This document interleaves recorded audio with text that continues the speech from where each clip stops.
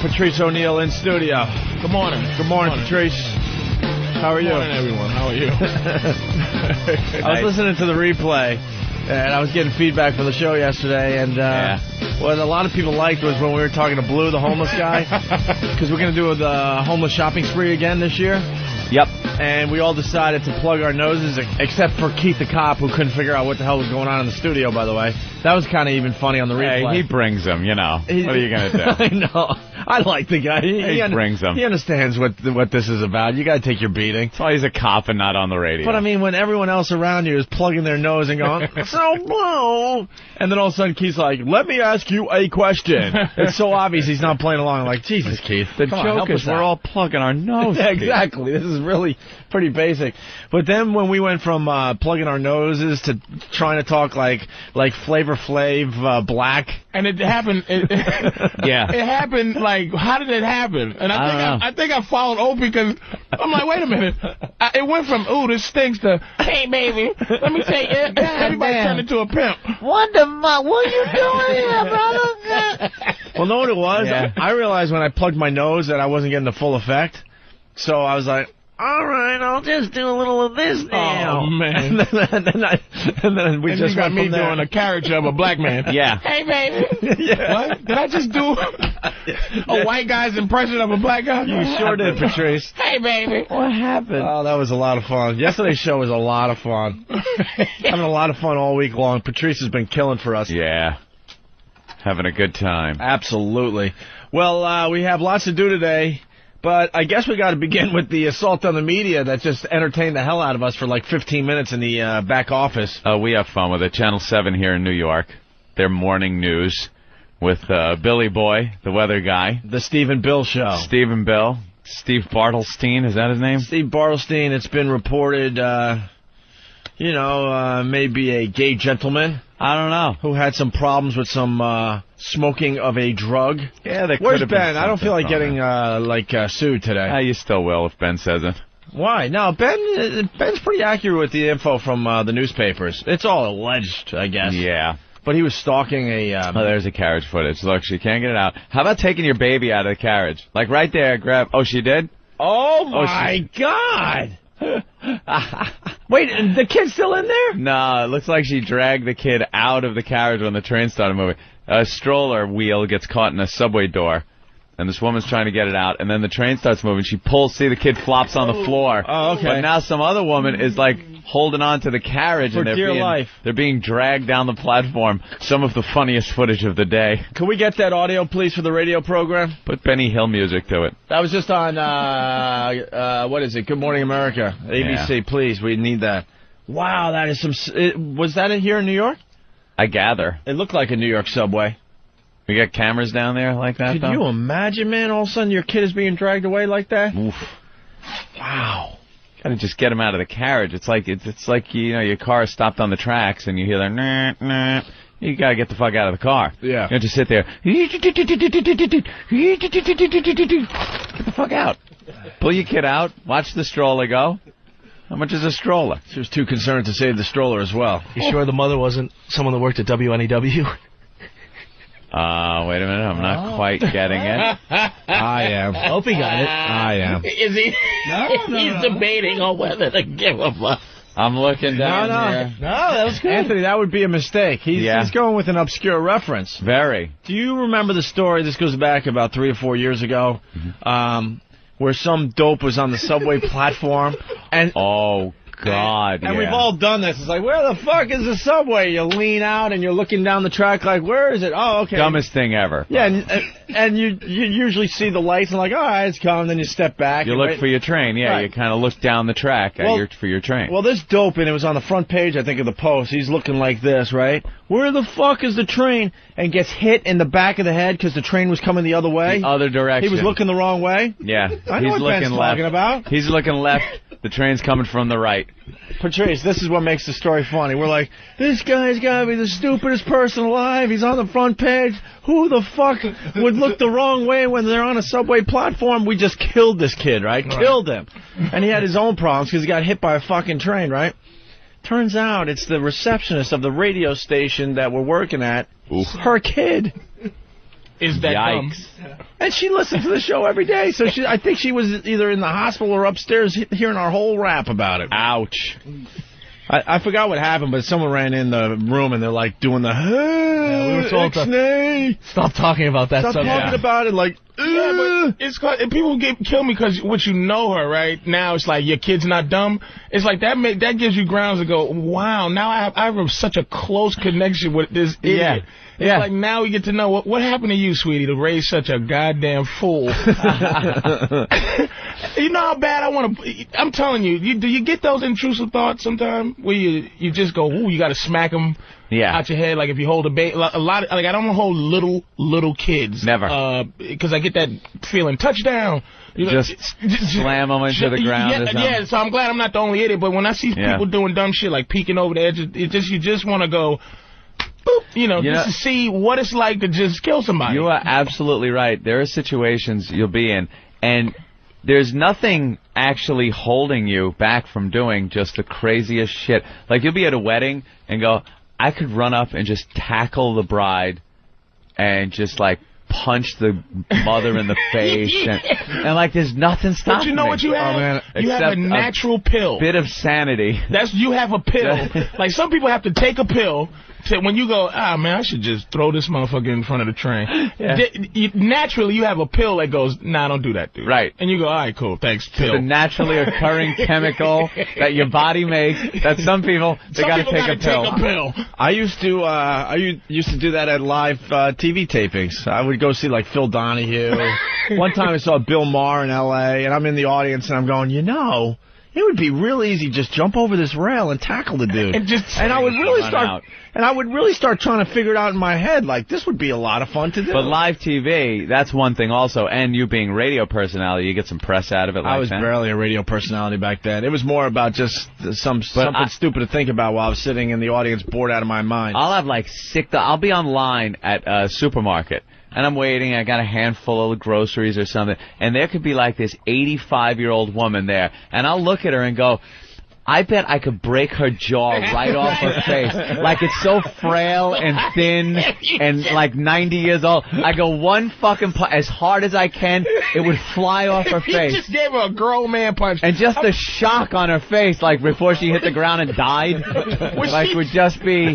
Would she just shatter? Oh, it would break every bone in her fucking face. If you punch her, she looked like one of the Lost Ark, the dudes from Raiders of the Lost Ark when they right before they melted. Yeah, right. Boom! It's like, and you sit there and go, there's nothing that could stop me. It's weird, but you got a natural But you pill. would never, and let me just assure people, I would never do anything like that. This will never happen. I'm just saying it's there. I do not hold those little kids. Evil thoughts. Yeah, little kids. Little babies. You'll hold a kid and go, God, you could just grab him by the feet and swing his head into a wall. It's evil. And just watch the terror of the mother, like, It is what it is. Yeah. But you never did it. No, it's but it's pure just like evil. I remember when I had it I was 14, and this girl's like, I just had a baby. You want to hold it? I go, nah. And she gave it to me, and I'm just in my head going, bitch, take this back. Oh, it's beautiful. I gotta go play basketball. But I'm thinking, I'm gonna punt this motherfucker as far as I can. It's like... Or just grab his legs and like a wishbone and just tear him in two. Jesus, Anthony.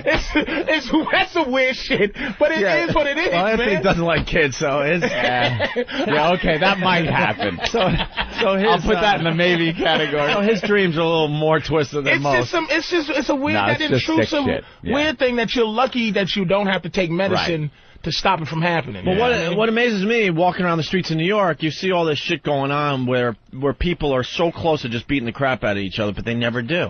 They say New York City. But you see the anger on a daily basis, like, someone bumping into you on the sidewalk, a cabbie cutting you off. All that shit goes on around you. And you're like, man, I'm surprised more people aren't dying or getting into ridiculous fights on the streets of New York. It's the weirdest city. It's the loneliest city where it's so many people. So many people. I think so many people in their own. You're just They individuals. said move to New York if you want to be lonely with everybody else. Completely individuals. Look at all the lonely people. You never see, in New York, aside from tourists, any groups of people. We are all individuals. going to and from work. Maybe two guys will be talking about business down the sidewalk, but you'll never see a group of people doing anything. It's such a lonely and you never see car accidents in New York City. Except an with errant all cab the that horrible shit that goes on in the city, you never see nothing horrible. Yeah, but when they do crack up, they're good. It's usually a cab, you know. Taking out a magazine stand. Yeah. All sorts of stuff. The front of a Gap store. Well, something. It's always some horrific thing when it does happen. It's crazy. It's stupid. Yeah. It's ridiculous. Barreling down the sidewalk, taking out tourists. And I love it, but it's just a psycho city, man. And so you can see this stupid Chinese lady. Well, it's not her fault, but... Poor bitch. There with the little carriage wheel stuck in the train door, and she just lost her mind. Open those slitty eyes, bitch. There's a train. There's a train coming. That thing is going to leave, lady. Take your baby out. That fucking train is leaving. Your baby wheel in there or not, it's going. Yeah, they're not stopping for anything. We got the audio of the story here. And another look at that terrifying ordeal for a South Korean mother. A surveillance camera shows Lee Chang-hee pushing her baby stroller onto the subway. Then the doors close, and the subway starts to move. Frantically, the mother and another woman try to pull the baby out as they're dragged along the platform. Her coat was caught in the door. She finally is free when the subway stops. Chang-hee said during those terrifying moments she felt she had stood in front of death. Most importantly, both mother and baby are okay. It's amazing when you see those pictures that we just received. Thank goodness. Wait, so that was South Korea? Was it Korea? They have subways over there? Yeah, they don't have them in North Korea. That was in Korea? Was it Korea? Or I don't know. She was just a Korean woman. Can you play that again? They never said where that South was. Korean woman. A South Korean woman? That had to be New York. That was New York City. That looked like New York, right? York. Well, we'll find out Can't be more. no Korean train station. No, hell no. They don't. Got train stations down there. And then they wouldn't have the name. No. Like, yeah, already. They were going in Korea. Some Korean bitch just got caught in the train. Yeah, right. Take like a month before we even got the footage. And that's the what are we in 1937? That's the loneliness of the city. Well, for Korea. All right. No, South Korea, the info gets out. Yeah. It's North Korea we don't know much about. We got to talk about the assault on the media. That's where we began. But that's how good we are, man. We were going to do one thing, all of a sudden we see a clip on TV, and we do this whole other right thing. Back. Right back. We like to acknowledge how good we are. How do you not? Because our egos need it. Oh, it's nothing but low self-esteem around in my life, including myself. I'm such a... And it's just horrible. Oh, that poor woman. No one heard her. Like that fucking woman from Platoon. That must have been what it sounded like. That's this lonely city. People just watch this poor goddamn... this poor woman sitting there, and what are we doing? Just kind of chuckling. Just chuckling at this poor woman all by herself lonely while people are like, listen, I gotta get to 47. Không phải là Việt Cộng. Ở đây không có là Việt Cộng, không biết không? Không phải là Việt Cộng. Ở đây không có là Việt Cộng, không biết không? Vậy hả? Sao các ông gạo tôi không mà. Các ông đến đây giết heo, giết gà phải không? Không biết không?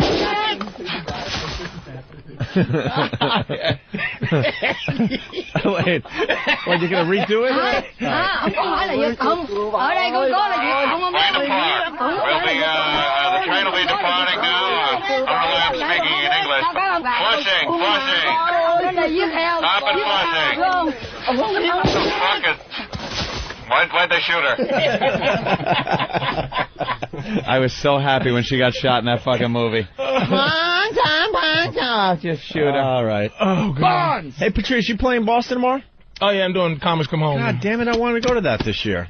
I'm driving up after the show. Are you? Yeah, all right. So Patrice will be playing Comics Come Home in Boston. Nice. Yeah. Tomorrow night. Very good. Change venues, by the way. They're in some big new place at BU now instead of... Everyone has their tickets already, right? Yes. It's kind of like a charity event. The tickets are hard to get. It's Cam Neely Foundation. Yeah. It's the cancer. Bill Burr's going to be there. Dennis Leary, the whole gang, once again. Mm-hmm. Can you do the pussy joke later? Which one? The one I heard at Avery Fisher Hall. Which one? Well, I don't want to give out the punchline. Oh, I don't. I'll tell you during the break. Yeah. I'll tell you during the break.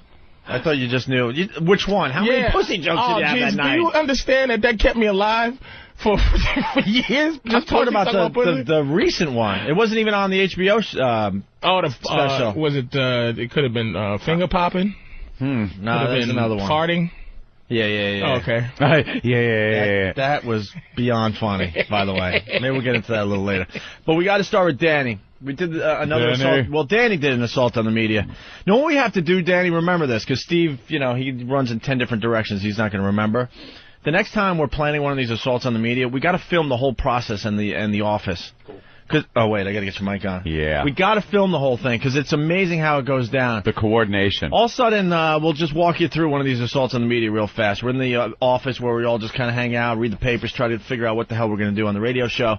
And then all of a sudden, we'll see a live shot going down on our big plasma screen television of it. And we're like, wow, that live shot's in Union Square. Damn, you just take the N and the R, you could be there in a second. Yeah. So then next thing you know, where's Danny? We go get Danny, because Danny has done more assaults in the media than anybody. He's the pro. So Danny gets his sign, gets his coat on, and then we have to figure out, all right, how's he going to get down there? Should he take the subway? Someone came up with the bright idea to have Master Poe drive him. Gentlemen.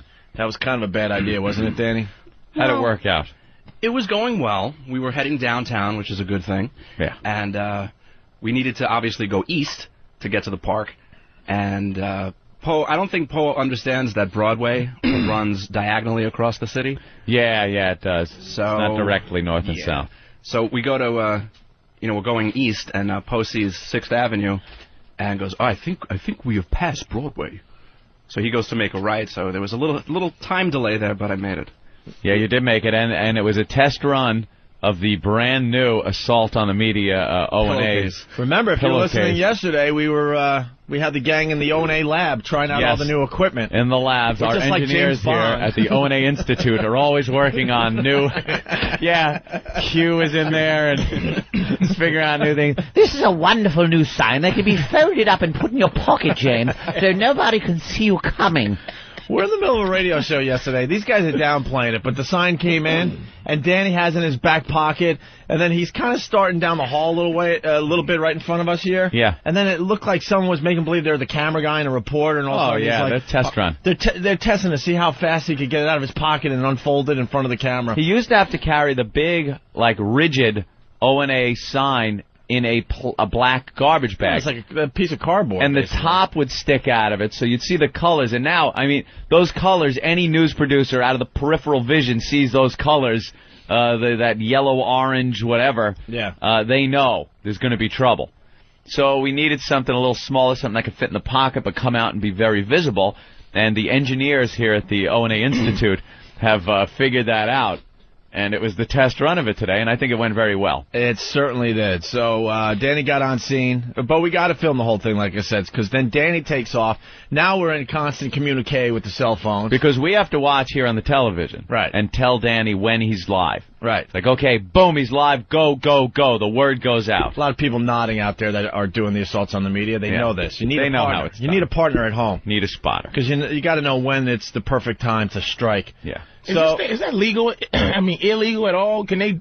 You can just interrupt the news. Oh yeah, dude. As long as you are not assaulting the guy doing the report or any of the other people, you can stand back there. It's public fucking sidewalk, street. We found a loophole. Yeah, there's nothing they can do about it. We are exploiting this loophole. There is nothing. Oh, you did investigate to make sure nobody's going to get beat in the head? When they take their cameras and reporters and bring them into the public, it is their problem if something happens behind them, because it's we know public friggin' property, public domain. We know people. They're having meetings and stuff. They're trying to figure out how to deal with this, because it's becoming a real pain in the ass, especially in New York, because we're doing it almost every day. So they're like, terrorist threat.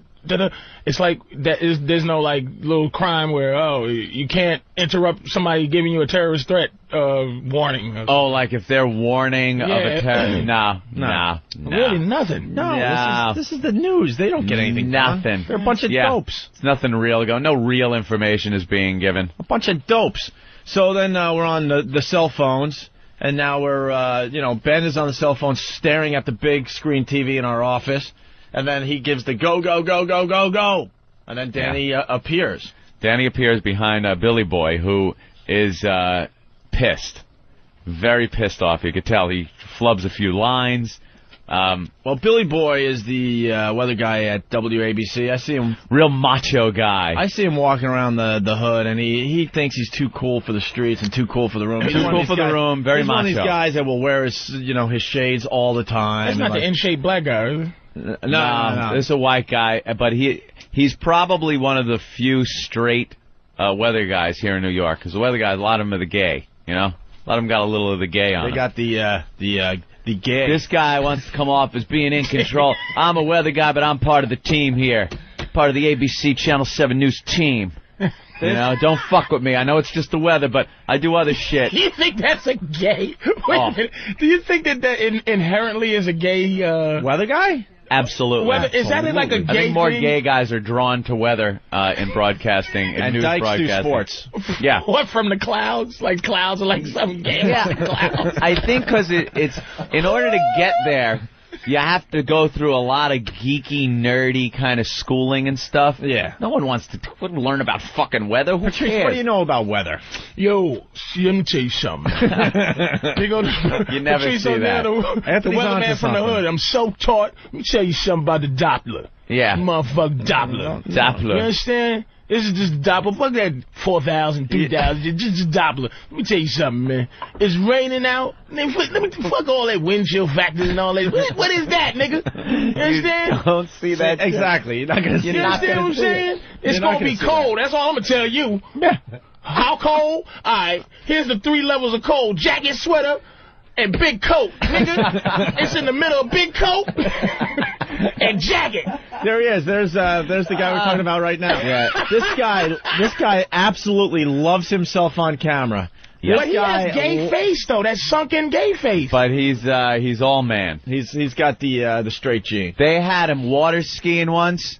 They sent him to some lake. He's behind a speedboat, like single water skiing, jumping waves, like, bah, and he just, like, skims up on the beach in his wetsuit. Yeah, let me tell you a little bit about what's going on today. That make you not gay, though, Anthony. Well, you know something? He's still a man. If he's in the bedroom with another man doing something, I don't know about it. The other guys, it's blatant.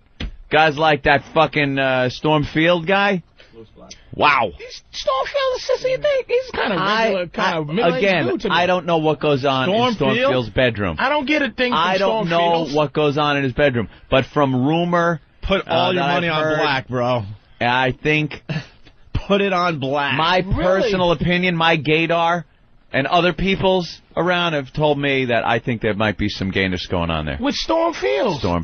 He just seems like such a middle-aged white dude like that. I don't know. I was talking about the other dude. Which one? Spencer Christian? No, the black in shape dude?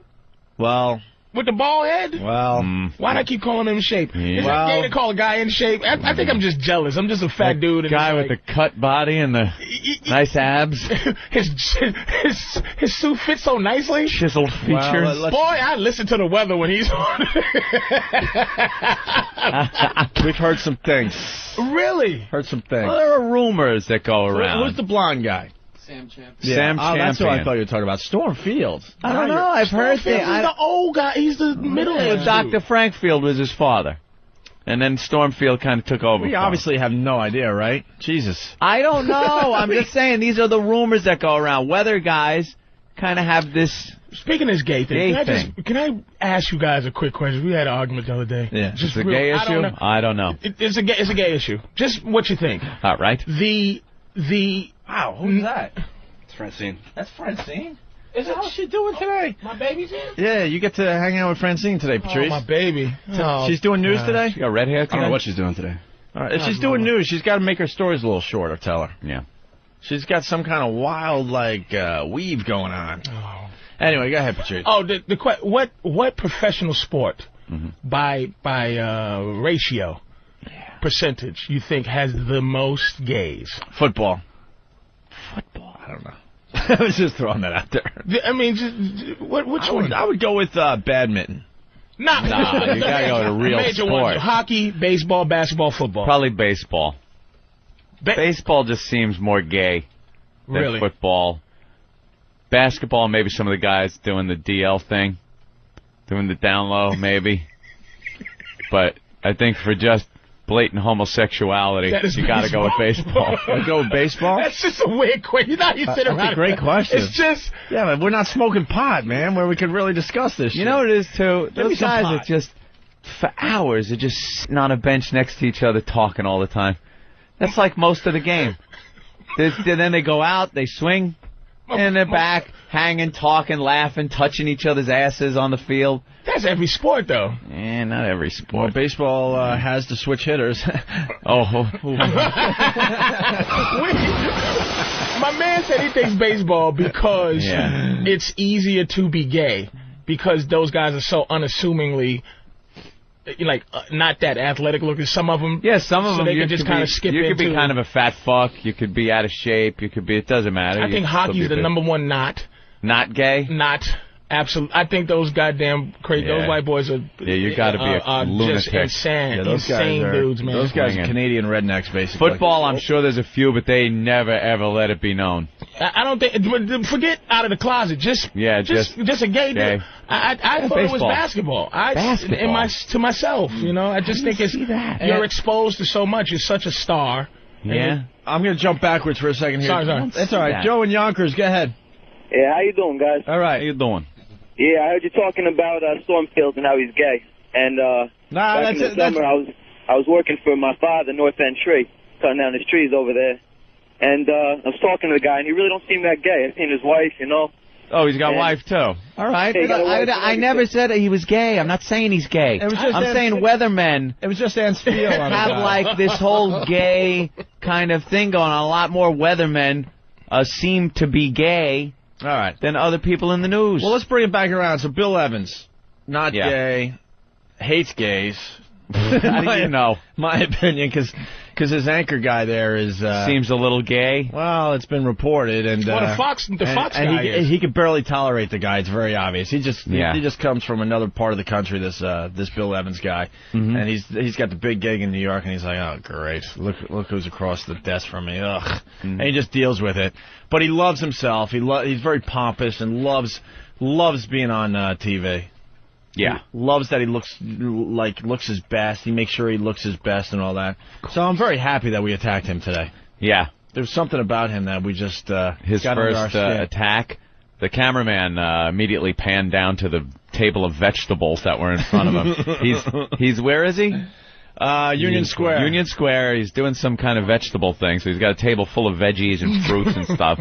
So they immediately panned down to a big fucking cabbage or something. And then they came back up to him, and Danny came back into the scene. The graphic, they put up the temperature graphic over the side of him that Danny was on, so Danny quickly switched to the other side. And then it looked like you got rousted. Yeah, I did, actually. One of their producers for the segment, I suppose. She comes around and tries to get me in a bear hug to pull me away from the camera. Jeez. And she was enraged, and she had that angry face on, and she's clenching her teeth, and she goes, "Get the fuck out of here!" So it's kind of funny. Wow. But what I want to know is, what's great is she grabbed you and you said something like, you're not allowed to touch me. Yeah. I said, how great is that? I was like, you're not allowed to touch me, and that's the thing. It's like, these reporters, we can't touch them, and we understand that, and we don't touch them. And they can't physically throw you out of the scene. Yeah, and so why are they touching me? Like, if I touched him in any way, God, there would be a lawsuit locked up. Yeah. In a heartbeat. Yeah, but they could just grab you. And this isn't the first time either. This happened a bunch of different times when I've been doing these. One of these days, it's going to be lawsuit lottery. We'll just play lawsuit lottery for any of the news people that listen or get tapes of this show to see how better to defend against these things. We're playing lawsuit lottery. One of these days, just out of a hat, when somebody touches Danny, we're just going to sue. Just for a goof. But nobody had to think of whether it was illegal or not before this. Like, to them it's like, oh yeah, we can toss you right out this goddamn we'll throw you out. So they don't know. Now they're saying, oh, can we touch this? They think they're bringing their studio on the road. Like if you walked into the ABC studios, we're on their news set, and got behind one of them, security could pound you and Rupert Pupkin your fucking ass right out the revolving door. You'd be done. Gone. I was escorted out. I was not thrown out. I was not thrown out. It's impossible. I'm trying to tell you that. What do you want? You want the tears to come out of my eyes? They could absolutely do that. But they think when they're on the street with the camera and the reporter and everything that they're still in the studio and they could roust you. It's the middle of a public park. Of course, it's a public park. Just because they're there with the camera doesn't mean shit. Patrice, the first time we did this, I don't know, 4 years ago, maybe 5 years ago, it got so ugly in New York. We were getting so many of these done that the reporters started doing their reports from the top of the van. They would stand on top of the van, so they'd still have the live shot in the area they needed to be. Oh, so you guys have been doing this for a while. Oh, yeah. But they were too, now they're too high up where you could actually get behind them with a sign. It got that bad. But then we pulled off one of our most famous assaults that way, where we got one of our guys to get on the shoulders of another guy, and he had the C word. Clear as day, and was able to reach it up high enough. And it's right behind the woman. And this reporter... C-U-N-T, right behind her. This reporter, Melissa Russo, was doing this report, and as she's doing it, you slowly see the sign go into the shot. That made page 3 of the New York Post, everybody. Oh, my God. We'll find it right now. Eric's good at finding all this stuff. We'll show you, Patrice. So another assault on the media went down with Danny, and we got the audio. It was really funny. But like I said, we got to film the whole process in the office just to see how we're on the phone, yelling and screaming. And then we adjust the shot as Danny's doing the assault. It's like, all right, move to your right, move to your right, move to your right. And then he moves to the right, gets a better shot. And then they commented on you, by the way. I heard. Yeah, they did a few comments. They were doing the farmer's market or something, and one of the big, huge fucking farmers chased you too, it looked like. That I didn't notice. I didn't notice it. He might have. I wasn't really paying attention. Looked like comic book guy from The Simpsons. Yeah. Patrice, look. He found the live shot. Oh, my God. And she was on top of a truck? Yeah. Yeah. Oh, my God. We had to get someone on.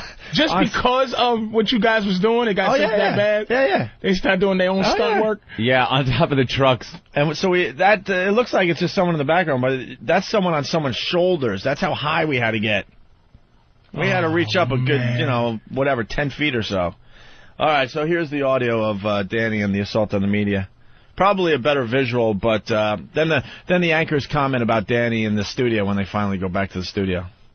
Yes, these are collard greens, and this is a good time of year to eat these, too. You take these, you boil them in a little bit of some oil and kind of steam them up just a little bit in some oil. And it's going to be a day where we also have, what you'll see is some really nice weather in and around the area. But collard greens are delicious this time of the year, so you have a little bit of some cornbread and some really good weather. I mean, really, really good with some collard greens. A little bit of that vinegar stuff is good, too. Steve's had that. He knows all about that.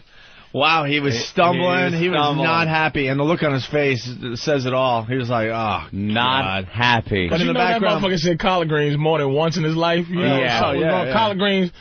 Yeah, he's from the South originally, so.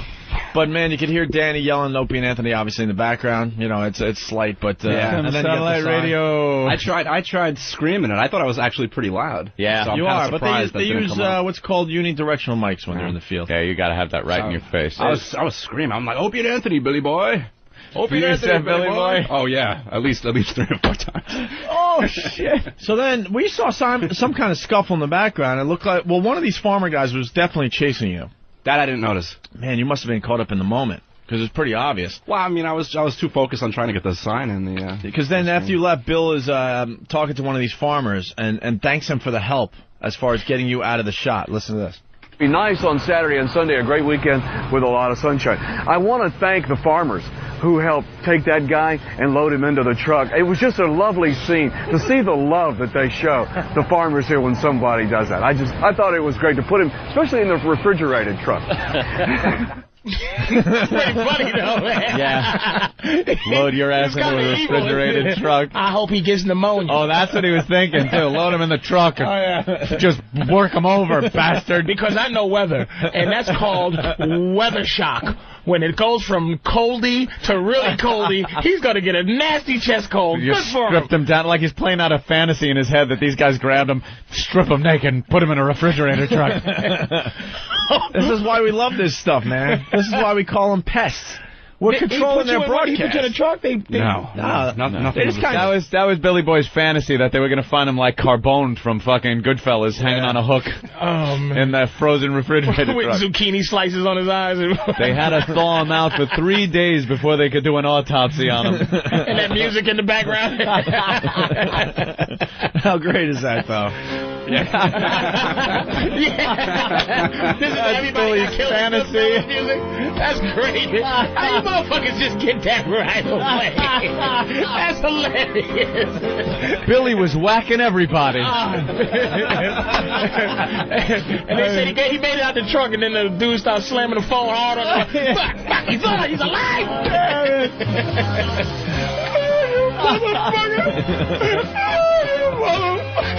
They whacked Danny.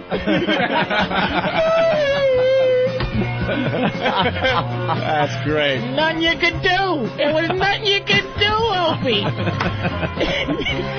Hey, we did it. We did it. Nothing you could do. You got to get permission from the Weather Bureau to do it. But we just love that we can disrupt these live broadcasts and then they have to talk about us. That's why they're called pests. So then they finally went back into the studio and this little exchange went on. It's going to be a nice day here on Veterans Day, too. Back to you guys in the studio. You know, we could turn those guys into mulch. The guy that came up behind you right there, Bill. You know, I think that's where he is right now. There you go. Nice job by the boys out there. Nice job, farmer guys. Yeah, he was a pest. Yeah. Hey, thank you.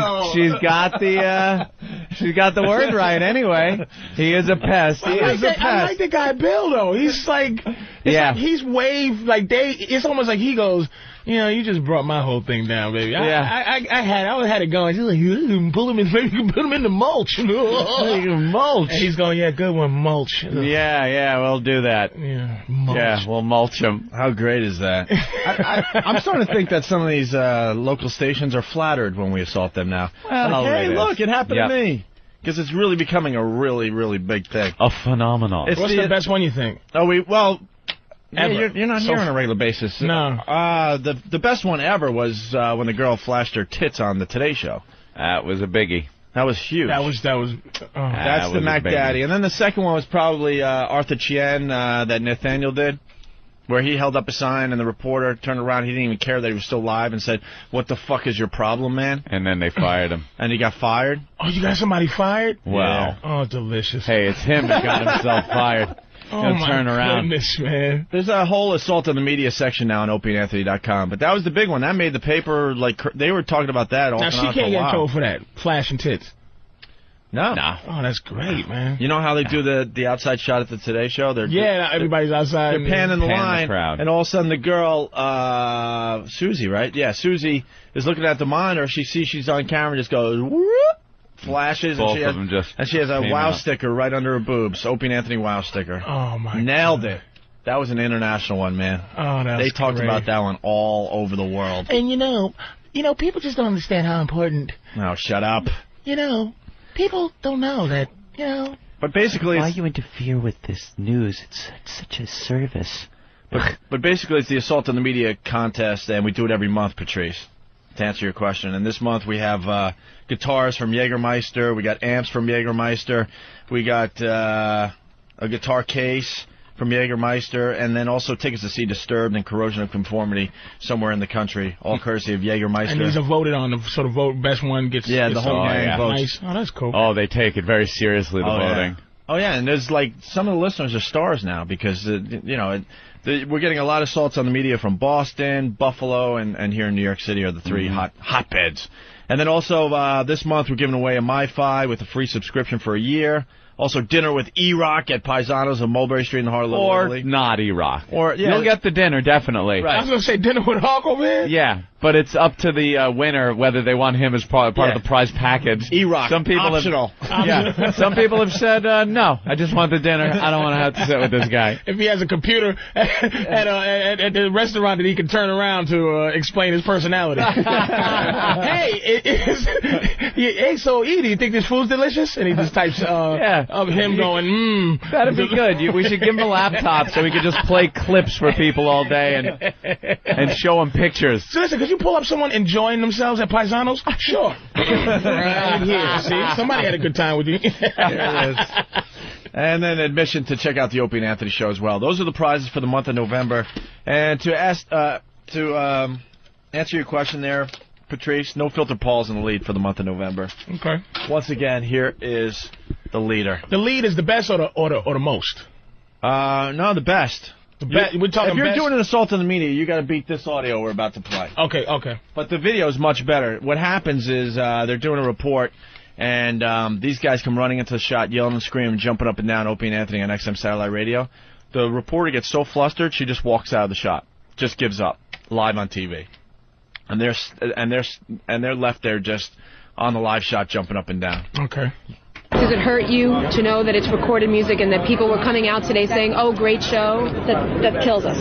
Yes, that really kills us. Now, once again, the musicians say they're... Okay, we had a problem there, and Stacy got out of the way. So that was Stacy Sager reporting live from Midtown. We turn now to other news. See, the video is much better because what you don't see is she just looks and sees what's going on and just walks out of the She walked out of frame. She just left the shot. She goes, I'm out of here. Left the shot to those maniacs jumping up and down. That was poor. That little white girl? Yeah. Oh, yeah, she's not prepared for that. Not at all. No, not at all. I had a couple of these crazy motherfuckers at the shows going, Yeah. It's like, it takes a minute for you to go, how do I deal with...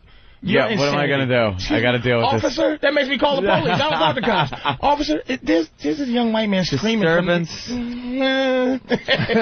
has no security. Oh, I'm out of here.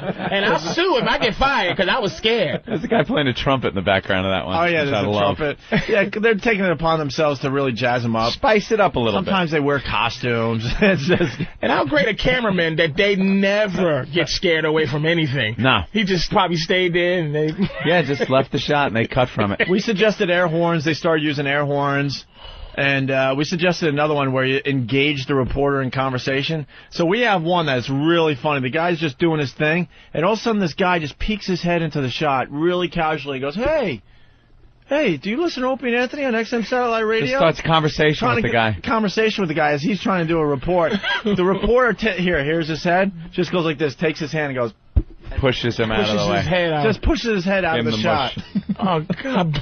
Dude, we got, I don't know, at this point we have dozens of them. They're all up on OpieandAnthony.com. You should have an award at least and send it in the mail for the best, the best news person that handled it the best. That handled it without really. That's a great idea. That was some of them handle. freak out, and some of them you would never know there's a guy behind them. Tell. You would never know there's anything happening. Yeah, we're showing Patrice the one where the guy just kind of peeks his head into the shot. Watch this. There's a black dude that did it too. Oh, and he is professional. Watch this. This guy is so casual and smooth. He sees him coming. He just looks to his left, looks to his left again. Excuse me, do you listen to Opie and Anthony?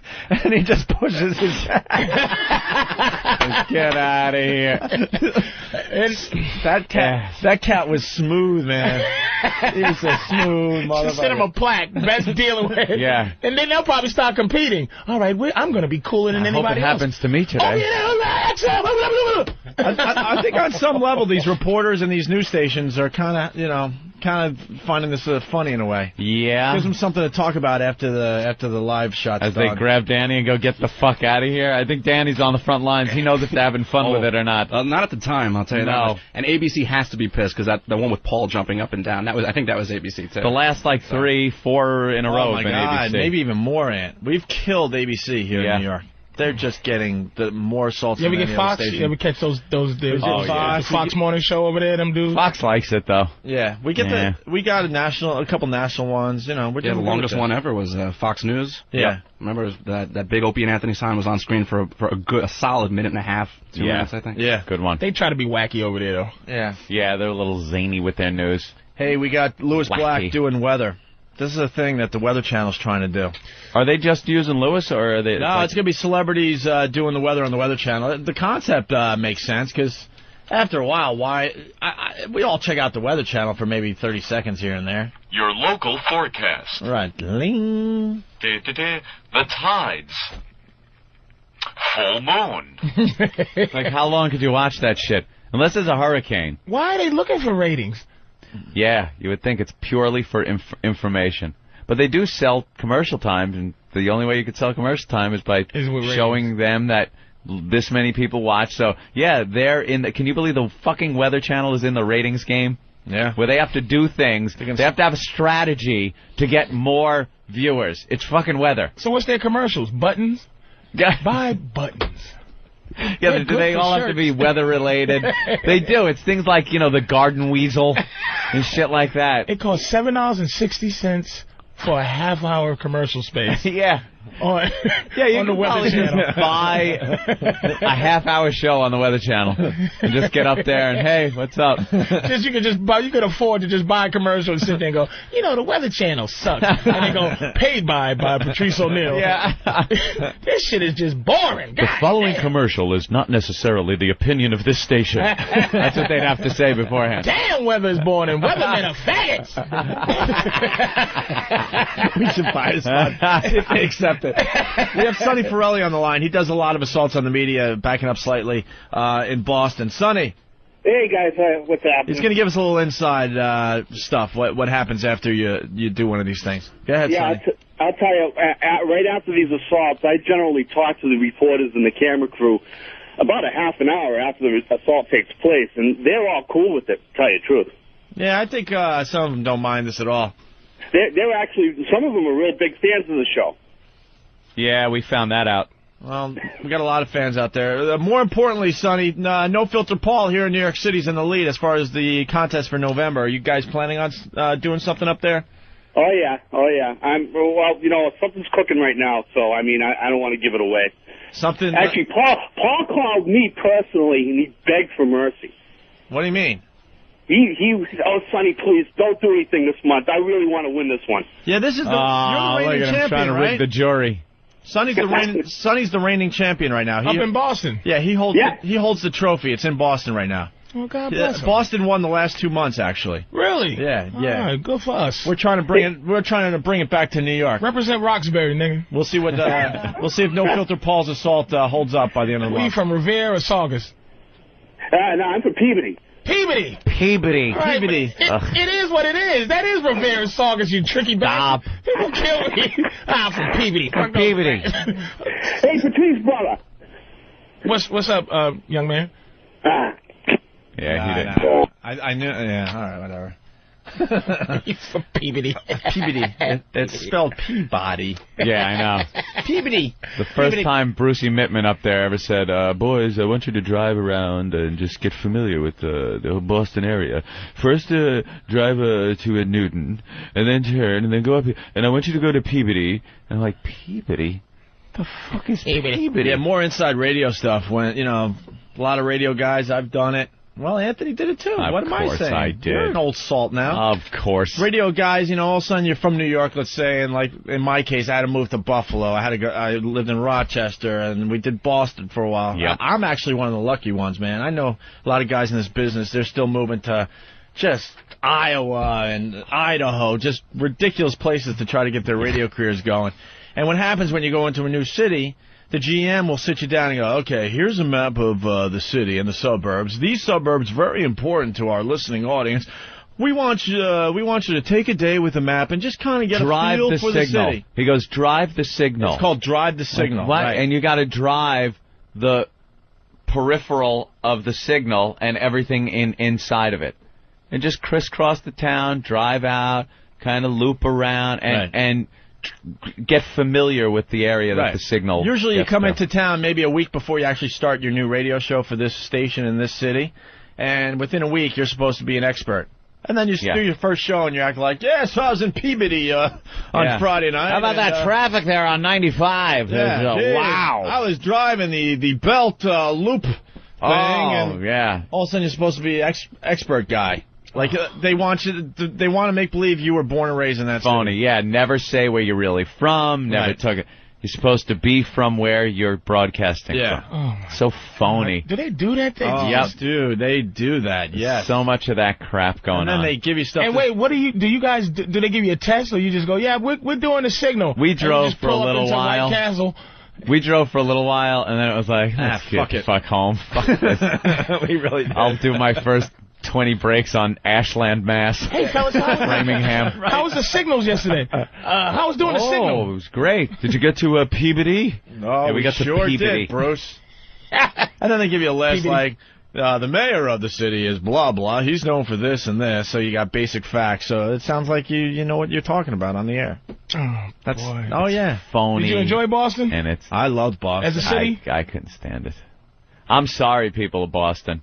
I know you embrace your city. You love it. I'm not a big fan of the Boston area. The people were cool. You know, I hung out in a lot of bars and drank a lot of beers with a lot of people from Boston. That was cool. The city itself, the way it's set up, the politics of it, I can't get into it. I've never driven into Boston and not gotten lost where it was beyond anger. Where I'm punching. You ever gotten lost where you're punching the inside of your car, just going, ah! Ah! Ah! Where you're screaming, like with anger? It doesn't... And you were on your way to do something really fun and cool. Oh, and I finally get there. But it ends with, ah! But that's the thing. God bless New York City. Oh. For what it is, it's a well-run, like this city. Oh, yeah. The thing about how you get lost in Boston, there's 4 one-ways. Yep. And a dead end, and then two lanes that lead to a one-way. There's and it's no a hub. Rhyme It's a or hub. reason It's to a it. fucking hub. It's a wagon wheel. Is the way the roads go, with various concentric circles that you don't know which fucking it's just a way weird they're going. Place, yeah. New York, it's a grid. It's a grid. It's easy. It's like playing fucking Battleship. B9. That's where I gotta be. B9. That's where my direction goes. You know it. If you're at A8, you know how to get to B9. Right. It's down and over one. Boston. Forget about it. It's a tough You're city driving. to navigate. Oh, there's the street I got to get to. It's right there. I see it. I'm passing it, but there ain't no way to get to it. There's a highway right next to it. There's a highway and a fucking train and one-way streets. There's 20 of them in a row. I can't get there. And then by the time you think you know where you got to turn and go, the streets don't run at right angles. So you think if I turn right, I'll be there? No. Well, you're running like with a compass. I got a compass going. I'm northeast, 20 degrees left. Ben's laughing hard. Well, because Anthony used to get lost going from the Colonnade Hotel to BCN, so that was not that far. No, not at all. I finally got to the point it couldn't have been where more I was than a able mile, to get. Not even a mile. It's I used very to walk close from that hotel. I finally got where I was able to get to Lansdowne Colonnade's Street. on Huntington Avenue, and BCN was on Boylston. Yeah. And the only reason I like the Colonnade is because I pop out of the friggin' tunnel from the Mass Pike. That's right. And it's right there. And I'd be like, that's all I got to know. That's right. The Colonnade, there's an underpass. Right. But you can't make a right turn onto what's Mass Avenue. Like if you could That's go, right, you can't F around with Mass Avenue get to No, it's ludicrous. There is no fucking... And then you got to get from point A to point B, and this sunken Mass Pike trench is there. Now you got to get to a bridge to get over it, but there ain't no fucking bridge. And then if you miss the on-ramp to the Mass Pike, you got to go like 80 miles to get... It is the worst city to drive in the country. You can get onto the Mass Pike off of a small brick road. Like you go, wait, let me take this turn real quick because this will be a shortcut. Am I on the Mass Pike and the next exit is 2 miles? Yeah. And it costs 75 cents? Did I make a 75-cent mistake? God damn it! Well, the Big Dig makes it even more confusing because they switched all the exits. So that's when it's real confusing. The only town that ever screwed up the navigation system in my Escalade, the only town was Boston. I popped in the address, and I was driving, and at some point, the thing just said, I give up. Where you fucking going? I don't have a fucking clue. Yeah, usually it's, Right turn ahead. Make next right. This one, it's like, I don't have a fucking clue where the fuck you're going, you cocksucker. I don't fucking know. it threw my navigation system. Just threw it. You know what part? Was I pissed every time? You know what part of town's very organized, like New York, though? Southie. Southie's A Street, B Street, C Street. Nice. The alphabet street. But it's surrounded. They got to get away in a hurry. Yeah. They got to know where they're going. It's all to confuse niggas. Let me drive into Southie. Holy shit! I'm used to confusion. This shit's a little too neat. Excuse me. How do I get to C Street from D Street? Let's go right over here, nigga. Let's go to Well in Massachusetts. Just pull your car up over here, you fuck.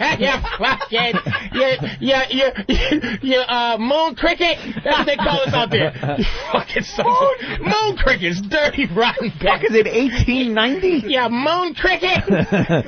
Let's say hi to Well in Massachusetts. Well. Hey guys, what's going on? Hey man. Hey, good morning. Hey, it's Wayno. I just wanted. Do you remember your first break at AAF when Marshall introduced you guys? And Paul Marshall. Paul Marshall, who's now doing afternoons at AAF, right?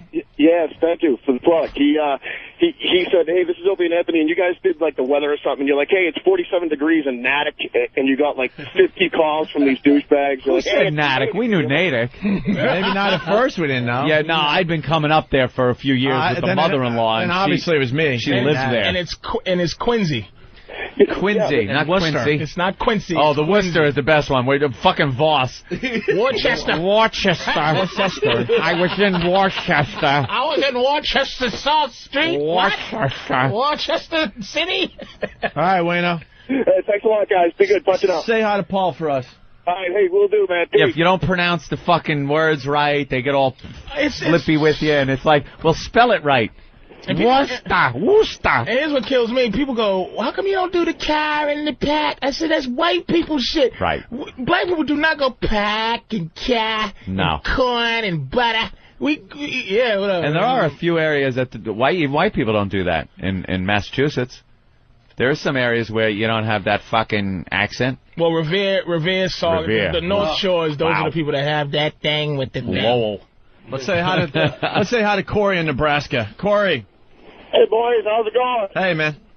Hey, I was wondering for the 2.5 years you had off if you were doing the peripheral for the XM signal. Yeah, we want you to drive the signal, go into Canada, get back up by March. Parts of Mexico. Right. Yeah, just proving that's all bullshit, man. If you do a good radio show and you can relate to the people, it doesn't matter what the fuck you know locally. Where you're from, where you think you're from. That's what makes me laugh about like radio out there. They're like, the way we could protect ourselves against satellite radios to be more local. Gotta stay local, guys. No one gives a shit. If you're making people laugh and you can relate to them on any level, that's all that matters. That's the big meetings that radio is having these days is, guys, we got to keep it local. This is what's going to talk about local things. We'll give them the local weather every 10 minutes. We'll get local traffic. Local traffic. And you want local stores. traffic and weather, you go to your fucking news station for 0.3 of a second. That's what they're telling their people. And then you're out. You're back out. To be more local. Give them the local news because satellite can't give the local news. And they are fighting tooth and nail to keep satellite from doing any local content. Like satellite figured out how to get traffic reports in the major cities. So you can tune in a channel on XM and you'll get traffic from New York. And the radio stations, they freaked out. The National Association of Broadcasters lost their minds. This is local content, and satellite, there's regulations. They're not supposed to have local content. Well, it's not, because you could be in L.A. and tune in the New York channel. Right. Technically, it's not local. They're using an entire channel for the whole nation just to cover one area. Right. But regular radio, they're threatened. They are threatened by what we're doing here. I bet there's some places in the country that just is more interesting to listen to New York's local traffic than their whole life. God damn, again the fucking FDR is backed up again. And that George Washington Bridge, it just seems like the traffic never stops on that motherfucker. I would never go there. I ain't ever going there. And what the hell is a Tappan Zee? Is that some kind of ape? I saw the Tappan Zee at the zoo, and it was biting a man's balls off. Bit his asshole out. He was bringing him a cake, and his chimpanzee ripped his foot off and his nose and his balls. Those goddamn dangerous chimpanzees. They seem to name their bridges after primates. The chimpanzee and the orangutan tunnel. Chimpanzee. Ain't that something you stick in something? That's something in a woman's time. In New York, I ain't never going there. But I tune in every morning to listen. Fascinating radio. You know what we should do in the very near future? Because I see we have Cato Kalin outside the studio. Yes, Cato. We have to take a break and talk to him. But there's a lot, it's a national show, and there's a lot of people listening that have never been to New York. And we focus on New York a lot on this program. It would be really interesting to take phone calls from some of these people and have them give what they think New York's all about. Their impression. I was just talking to somebody about this yesterday. Really? Because a lot of people have an impression. You say you're from New York, and they think, you're from Brooklyn. Oh, yeah, hey, what the fuck? Whereas New York State, probably one of the most diverse states. Oh. You got one of the biggest cities in the world. Then you drive a few miles, there's fucking cow farmers, and you're smelling cow shit upstate. Buffalo is Canada. Oh, yeah, it is. You go out to Long Island, you got the beaches. Even the city itself is not the exact, the people who are fronting other places that visit New York are the meanest people you meet because they're trying to do the handbook of not getting fucked over in New York. Excuse me, at the time, I ain't gonna fall for the old, what time is it, take my wallet and rape my wife trick? That's so true. Yeah, I heard about you got fellas. change for $1? I think I'm gonna fall for the change for a fucking $1. How about this one? You're going to New York, watch out for that 3-card Monty. You haven't played the last time you saw since, what, 1979? They do it now with a laptop on a table. Guy's got a fucking laptop in his mouth. All right, which card? Click, click, point, click, point, click. I thought it was that one. Click, click, point, click, click, point, click, click, point. Which one? Which one? Motherfucker! I thought it was point and it was click. Click, click, point. I owe this motherfucker $20.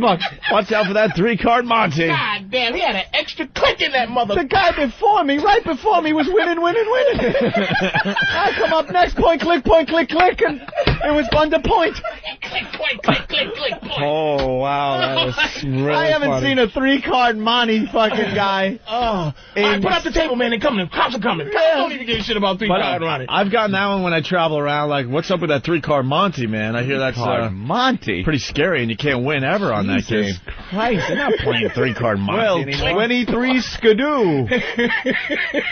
Hubba, look at the stems on that dame. Hey, where can I find our 3-card Monty? 3-card Monty. We got some local news for everybody. Jeff in Southie. Jeff? Hey, guys, what's happening? I think I talked to you the other day. Yeah. What's up, Jeff?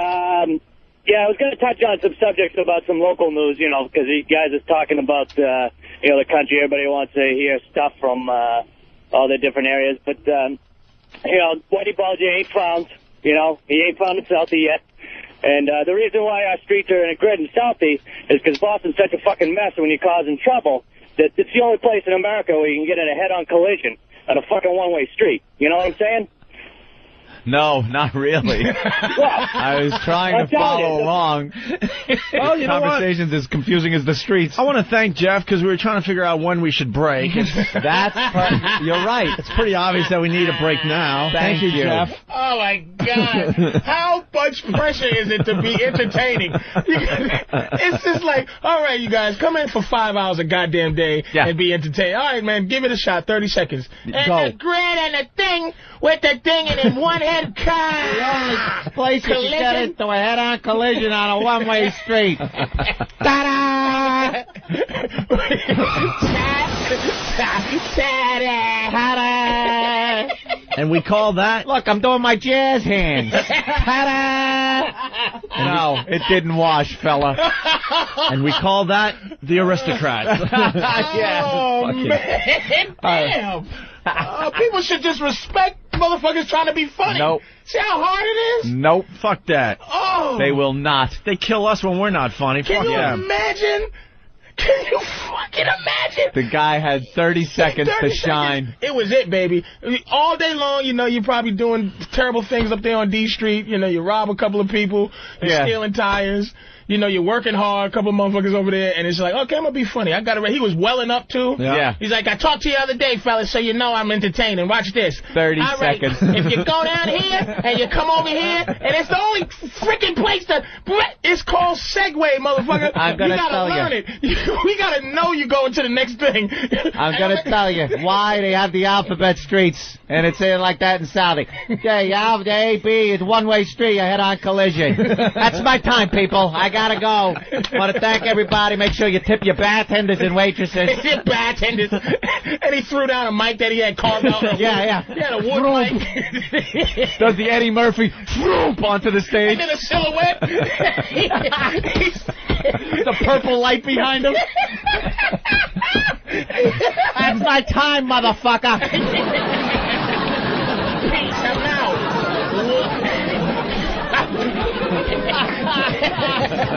30 seconds. 30 seconds. Try doing that times 1,000.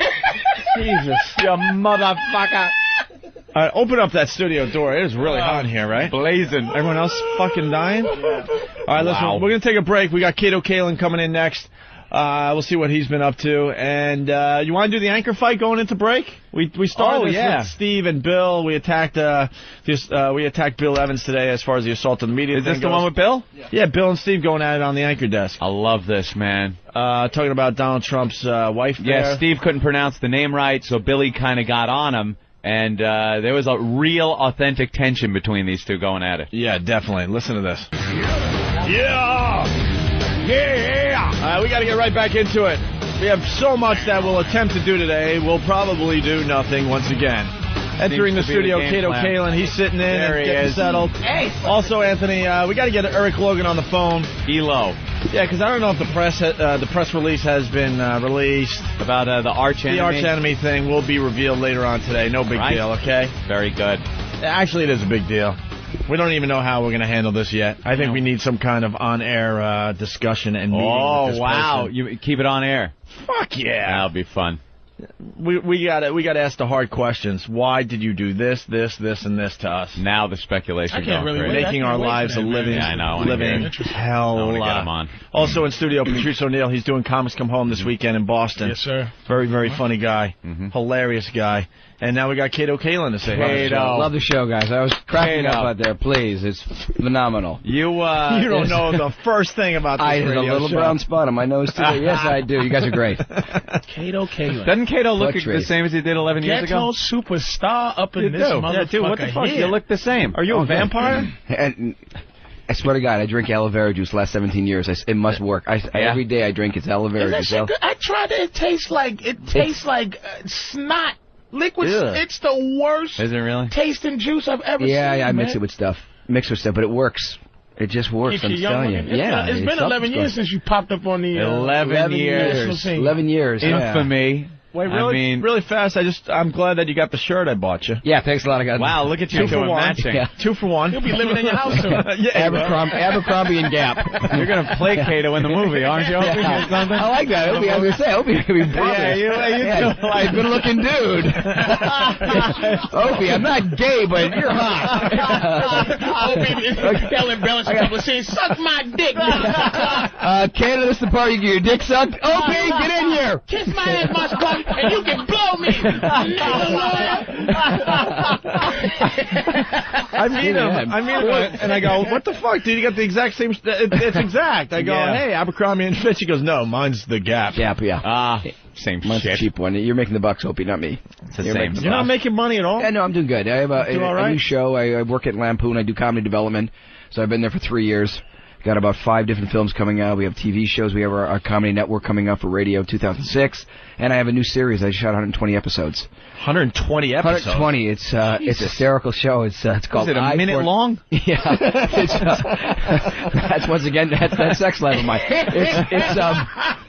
It's a show called. You guys, I think you guys will really dig this. It's called Eye for an Eye. It's one of those. Think Judge Judy meets Springer meets Jackass. Yeah. We do these. The Judge Jackass thing. Kato, Listen, wait a minute, or meets Fear Factor then. No, we just got a quick story. Anthony was. We had a quick pitch meeting with people over at Bravo, I guess it was. Kato, you're looking at future TV stars. Of course. Oh, no, but trust me, you guys are there. We've been working on this for 10 years, and the pitch, it's going to happen eventually. The pitch was Mythbusters meets Jackass, and the person there at the pitch meeting for Bravo was like, no, we don't ever mention Jackass because of the lawsuits that are involved. We don't want to touch anything that has the word Jackass in it.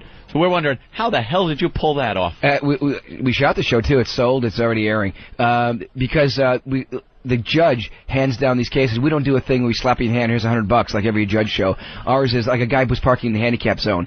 Mm-hmm. And people sign releases. We do the real stuff. We gave the guy an epidural. We numbed his legs. He was crippled for a day and a half. And he had to see what it was like because the paraplegic guy sued him. Good. Oh, no, we do all these outrageous things. So he's sentenced to kind of live what the other person has. Exactly. The judge, we're not promoting vigilantism, but we do promote. OJ going to come on the show? No, that's during sweeps. Anyway, he's going to get yeah, OJ, listen. I have to work. It's a sweeps week, can you? What channel's that? I'm here at the Mezzaluna, and now I got to bring the glasses where? And it's one of these things.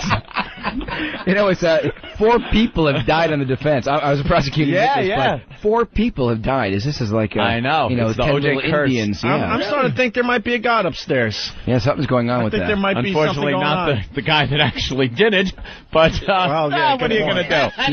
That's the thing with karma, right? Kato, have you ever come forward and said whether you absolutely believe he did it or didn't do it? The whole thing was I was 6 months. People think I lived there forever. I was there for 6 months. The media blew this thing so out of proportion. I saw the guy 4 times the entire time, and happened the one time was the one time he comes to the door. He looks like he's lonely and crying and going, "You want to get something to eat?" And everything. And that's like the first time you guys decided to just talk. Yeah, no, I had talked before, but it was nothing like that. It was. I get something to eat. Go to McDonald's. Wrong place, wrong crime. What were you to him? I was understood all this. I never understood the relationship. Became. My buddy of mine dated Nicole. We had a casting business together. So I was always that third wheel guy on the dates just for fun. And then I met the kids, and they loved me. They named the dog Kato. And it was one of these things where she had a place on a street called Gretna Green. Dated a friend of yours? Dated a friend of mine. Before OJ? Yeah. Well, no, they were divorced. Yeah. Nicole and OJ were divorced. Yeah, they were divorced. Yeah. They were not married? Not married. But divorced. OJ still had, they dated. Love Jones for her. Yeah, no, they got back together, but not married. Got back, dated. But while they were divorced and not seeing each other, your friend was seeing her. Yeah, well, they dated a little bit. Yeah, dated. So, and I was the third wheel in the date. So, basically, it was a booty call. Yeah, the kids fell in love, and the next thing, they got back together. OJ, she got a different place. He asked me to go to one of his bungalows, and that's it. And within that 6 months, everything happened. So you're living at the house, but how do you... In a guest house, right. In a guest house, but on the same property, yeah. Same property. And how did that happen? Did he ask you to come and live there? Yeah. Well, I became not like great friends, but... When in Brentwood, very wealthy people. If anybody can trust you with kids, it's like you're golden. Oh, there you go. So but I was not a babysitter, nothing like that. I had a casting business, but the plot unfolds. This was the setup. But where were you living before this? Just before Hermosa Beach. And what were you doing? Casting business. I had a casting business. But you weren't doing that great because no one knew. Kato lived on casting. It was. Yeah. I got my first commercial audition. I got Coca-Cola in 1985. Okay. The week before everything happened, I read for the Jeff Daniel roles of Dumb and Dumber. I went to an academy for acting for 8 years. I'd been around forever. Right. But now when I go to a premiere, everybody was there snapping pictures. And everybody. So it made it look like I was just kind of capitalizing, but I swear to you guys, I've been around forever. No, and everybody out there with your look is a potential actor also. Yeah, I mean, everybody and anybody would love to live in a guest house. Everybody wants to live in a guest house, and I just got lucky. Lucky. I mean, I got right up until Yeah, but exactly. I think the funniest part of that whole thing is that you really didn't have any relationship with OJ up until, hey, I knew the guy. We just didn't really like. I didn't say, hey, what do you want to do tonight? Right. Never like that. It wasn't like you were hanging with OJ. I was a quarterback in high school, but I was homeschooled, so I had friends. And they made it sound like you guys really were hanging all the time. Now, 11 years later, I'm finally learning this. Every headline. 11 years ago, you didn't go, I don't really didn't know this nigga. I didn't know. They said that. It came out. Sean, I don't know this nigga like that. I know Patrice. I know Patrice better than OJ. I would be hanging out with this guy and living with him. He's hung out with Patrice longer than OJ. You never won the Heisman, right? You never won the Heisman. All right. Should have been that. What's the Chinese judge? You should have been banging. Order in the court, Kato. Chinese judge. Listen, Ito. I don't know the motherfucker like this. Ito, Japanese. Right. Chinese is one syllable. Ito, the same shit. Wow. One vowel. So you barely know the guy. Oh my God. And you decide to go out that fateful evening. Yeah, wasn't it? I invite myself. But you paid. From what I remember, you paid for the McDonald's. I paid. And then you drive back to the house? Drive back to the house. Where you then eat separately? No, I walk in like I'm going into his main house. Like, hey, we're going to eat together. And he's already done with the meal. And I look at him. It's like, okay, and this is the last I saw. And it was like, I could the face of, I'm done when you get out now. So it was kind of like, back, and wow, that was it. Persona non grata. Wait a minute, but be honest. When this thing first went down, this is all gut. Now we got to get to the gut. Yeah. Do you know I have a new TV show? Yes. Wait, mention the TV show again, and then we'll get back to it. It sounds great. It does sound great. The show, honestly, is like it's becoming like a little culty thing, and Oprah just called, so it's a good sign. That's genius, though. But this shit still lives deep. You know what it is? Just started, it's one of those things that I'm sure you are so fucking sick of even talking about it. But whenever you get the nation was involved in this. Oh no, and we didn't have access to the players for the first time in 11 years. That one of the players in this whole thing, OJ, Fatty Arbuckle, and Jesus. I was in that case too. Fatty Arbuckle, Jesus, and OJ is the biggest thing going. So it's just like Fatty Arbuckle. What do you say we go to the Brown Derby and get something to eat before I go kill this woman with a Coke bottle? And there's always a fast piano playing behind Fatty while he's raping women. Did you have a gut? This is all I want to ask. I'll shut my big mouth. Patrice. When it happened, before anything ever happened, when you first heard, did you go, God damn, OJ? Did something in your gut go, oh my off God, and on Juice? it did because he was gone.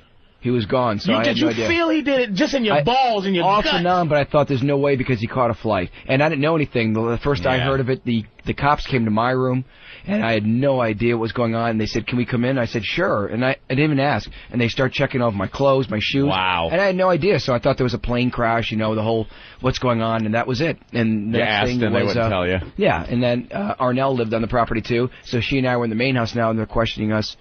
And next thing Arnell is the old OJ's wife. the other wife. Daughter. She's fine. When did you realize this whole thing was going to be huge? Crazy. Preliminary hearing. I went in the preliminary hearing. I walked in, and when I walked out, every photographer was saying, Kato, over here, Kato, and that was it was within that. I'm just the houseboy. I saw Mike Tyson at the Playboy Mansion. He's introduced me. He goes, "That's Kato. He's the housekeeper." I swear to you, he was at the Playboy Mansion wearing a blueberry wig. I was cracking up. He's going, "That's Kato." He's introduced me. That's Kato. He's the housekeeper. I go, "No, I never was Mike Tyson, but I love you." Was you offered millions? Was you offered millions for a lot of for stuff? People to say, I never did Kato, just because he's never really said. I was offered anything really. Never did the tabloid thing. I never, but I should have because people think I did. Yeah. So it was like, oh my God. With so much time having gone by now. Yeah. Have any new revelations come to your mind? That banging on you must have the banging on the air. Guys realize that whole banging thing was I'm on the phone with this girl with a booty call, basically. This girl I was seeing, and I was telling her, she says, come over to my place. I said, no, you come over to my place. And we were debating it, and I said, did we just have this earthquake? Because this picture moved against my, and it's a wall with no window. It's just a wall. And the picture moved, and I go, oh, in California, you get little earthquakes all the time. Gotcha. And that was it, and then I told the detectives, I go, I heard this noise back behind this a wall, and that's where they found the glove. And that's where they planted the glove. Yeah, that's where the whole glove. I kept saying to the cops, DNA to me means dude needs apartment. That's it. I'm Kato, please. He's still trying to use his acting chops. He's trying to act his way through this. Oh, you crazy question. Oh, yeah, exactly. He's real deflective now. It's like, so what about the glove, Kato? Well, when I saw it, I just went, whoa, whoa, whoa. Can we get Fatty Arbuckle back? Fatty. All right. See? This is the way it's going to be. See? He's good at deflecting. Oh, yeah, no, I absolutely. I owe my career to OJ. I really do. I owe my career, my radio career, for the past 11 years to the whole situation. Oh, really? Because Opie had a radio show by himself. I was just knocking tin. I was a sheet metal installer. Mm-hmm. In 94, you only been in the game 11 years? Yeah, 11 years. Yeah. I was writing songs, and I was in a band. I was in a few bands. One thing I did was write song parodies, and we'd send them into radio stations. And one that I did was the OJ song. I was doing a contest, make up songs about the case, because it was huge. It was all the rage. And sent it into Opie. He liked it. Me and my brother came on, performed it live. Me and Opie started talking. And, he's like, hey, come in next week for a day.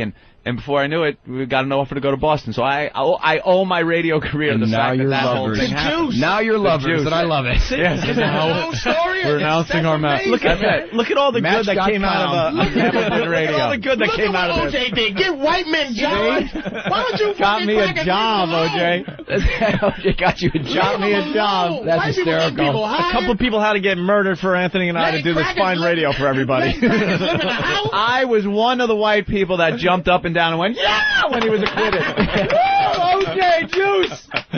That was me. That was Anthony in the split screen, the only white guy clapping. That's it, the only white guy. Wait a minute, they slowed down and all the white people look at you funny. You see, they did that though. They wanted to start that the way the media wanted to divide them up. They just did the black and the white. It was incredible. Geared up where if he would have been convicted, there would have been a riot. Oh no, in L.A. forget it. Yeah. No, trust me. You live in L.A. The Rodney King thing just happened. L.A. was no matter what the jury. I was there. The jury he'd walk in and they'd wave to him. You couldn't see it on camera. You just knew. I'm not kidding you. And they would just go like. They would wave to Juice? Wave in the trial. I was like, oh my God. Delicious. Oh man. That was like one of the days. I was like, this guy waved, and I was like, oh my. Hey, it's the Juice. They love the Juice. Run Juice, baby. He to this day, he's my favorite running back of all time. That Still to this day. Did not have one bit of bad press before that. People loved OJ. The guy was adulated by people. The guy was charismatic, and the guy who was adulated by people now, I think he's sort of in hell because he doesn't have that. Where people would come up to him, you'd see it. If you were out, people just come up to him, autograph and all that, and he'd always do it. So now... But he's still popping sexy white girls, though. Yep. Yeah. Have you talked to him in the last 11 years? No. Haven't seen him. No one. Yeah, he don't even say the letter O no more. I don't do breakfast grapefruit juice. That's it for me, baby. Forget that. OJ, come on. And everybody just the same joke over and over. You hear from the whole thing. They think it's funny. I do a lot of these celebrity golf tournaments. They always drop the glove. It's like, hey, look at this. I mean, it's like, oh my. But everyone's excited to meet you because of this whole thing. The last 11 years, I mean, in general, it's been a great time, right? A great ride because I'm telling you, it's sort of a double-edged sword. It's who's to say? Like I said, I went to this academy for acting forever, and I was pursuing the whole thing. Is I didn't change my goal, and I did a thing yesterday over at Court TV, and they said the guy comes up to me and goes, "Oh, thanks by the way, thanks for starting our network." And it's $1 billion network. The whole crime does pay. Man. Everybody got. Every lawyer got their own show. No kidding. And I didn't stop. I didn't try to become a lawyer. People ever put you down with them? Like people ever give you like you was down with a murderer? Yeah, in the beginning it was something like that, and now after like 10 years, people are starting to realize like, okay, I'm an okay dude. So it's been. But it takes that sort long. of bad. Yeah, no, it took me forever to work. It was I was a curiosity, and it was like but now the last 2.5 years or so, I'm like the face of the Schick razor now. Things are you got Schick commercials? Schick everything. Yeah, I have to do another show called Bikini Destinations. You guys are gonna hate me. I travel with 50 beautiful women to the most exotic locations. And you're not married. Not married. Oh, are you doing dirty shit? Are you doing dirty shit? I got to tell you, honestly. You're a filthy man. Come on, just stop being politically correct for what? He is such a goddamn politician. Patrice, I got to tell you. Some dirty pussy, man. Tell the truth. Are you getting AIDS scanned? I want AIDS scan stories. It is the cleanest. It is going great. I can't. Are you doing people circles? Like one on your jammy, you on a cooch? I want AIDS scans. No, I'm not. No, I'm not. No, I'm not all the time. No, I'm not all the time. Yeah. No, things are. It's just incredible. And when I say, I do these shows, and the guys always bring out these porno girls and all that. The girls that do these shows are like 4 degrees way above that. There's drop dead gorgeous, and it's great working with them. So it's sort of I'm like the only guy there with the camera crew, and it's sort of. Anyone else says drop dead gorgeous, I don't think twice. I hear it from you and go, well. Yeah. Nicole's drop dead gorgeous. Well, no, actually, Nicole for me it was she's wonderful and all that, but she was older for me. I'm not. Yeah, I'm totally not into about that. like 22. Oh my God! And those sexy women ask you about OJ all the time, right? Oh, they don't. The 22-year-olds. Oh, 20. They don't even. They're just know. like that. They don't know who OJ They think is. they just know Kato. They go see people come up to them and they go, "He's somebody." I'm gonna sleep with you. You know the guy from the Naked Gun movies? Naked Gun? What? I think I was 3 when Naked Gun was out. I'll get naked. All right. Good enough. Wow. That is an interesting story, man. That stuff is just, it's phenomenal. But it was so all over the news. Like, it was the one trial that was broadcast on television that people just watched every day like a fucking soap opera. It's amazing. Anthony, I had everyone. Larry King show. I was doing that. Sadat. Anwar Sadat. Yeah, is that the guy I'm thinking of? No. The beard, the Palestinian. What's his name? Arafat called Larry King. He wanted to meet Kato. This is the weirdest stuff that happened to me. He was in a bunker watching the show, thing and wanted to meet Kato. This is true stuff. An Arab sheik. I was at a dinner with Larry King the first time I did the show, and this Arab sheik comes up, and there's girls all over, and there's like autographs.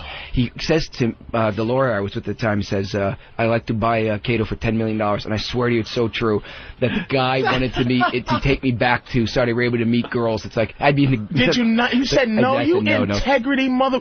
Well, come on, am I going to live in Saudi Arabia? Yeah. Because at the time I kept thinking $10 million. I'll make that next year. Yeah, and now I'm shopping at the Gap. 10 years goes by like this. Let me tell you how old I am. It's like, okay, so I had to be 24, I guess, when this started.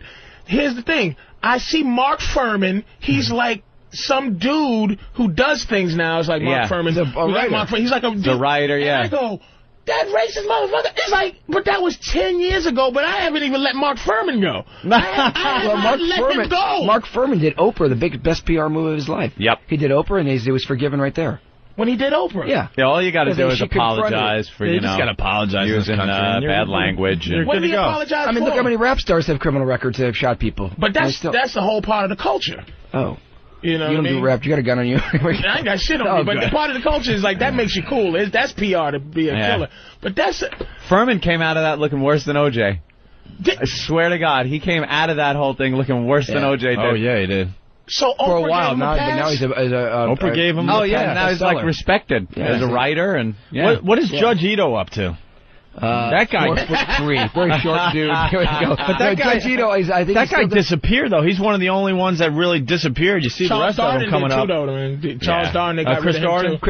Charles Darden. I guess he did disappear. Chris Darden disappeared, but Marsha Clark is still floating around. Just some stuff. Yeah, well, they are just known as the ones that fucking blew it. And I think she's a sexy, ugly woman, man. Marsha. When she had the mid-trial makeover, the mid-trial makeover. You guys, I gotta tell you. Everybody in Hollywood was offering me to come in to do why it looked so sloppy is I could have gone and done the whole thing. I didn't because I thought people would go, look, he did a makeover. They're all doing a fucking makeover. And I was afraid to even get a haircut. People would think his integrity is really killing him, man. You should be in here with a diamond car because it's like this integrity thing. He's very smart, but it's did him in. He should have just did the Hollywood thing. Yeah. And but you know what? I should have only because people think I did. So I took a beating. Right. For things that I never even did. Wow. And I was like, and if I try to defend myself, it becomes a snowball effect. Well, if you defend yourself, then you did it. And I'm like, yeah, people assume like that you sold your stories. Exactly. Damn. So I am planned. Kind of trying not to. I didn't want to. He's smarter than we thought. I even remember you on the stand being very vague about the whole thing. Like, and it seemed like they were getting pissed at you because you get questioned. I was a prosecuting witness. You get questioned by them beforehand. Yeah. And then I am talking to her about everything that she's going to say, and she did none of the questions, and I'm going, oh. So it's like studying for finals, and you get a complete different exam. Different test. And I look like a fool. That was none of the things I'm going, wait, when did you ask me? In my head, I'm going, when did she ask me this? What's going on?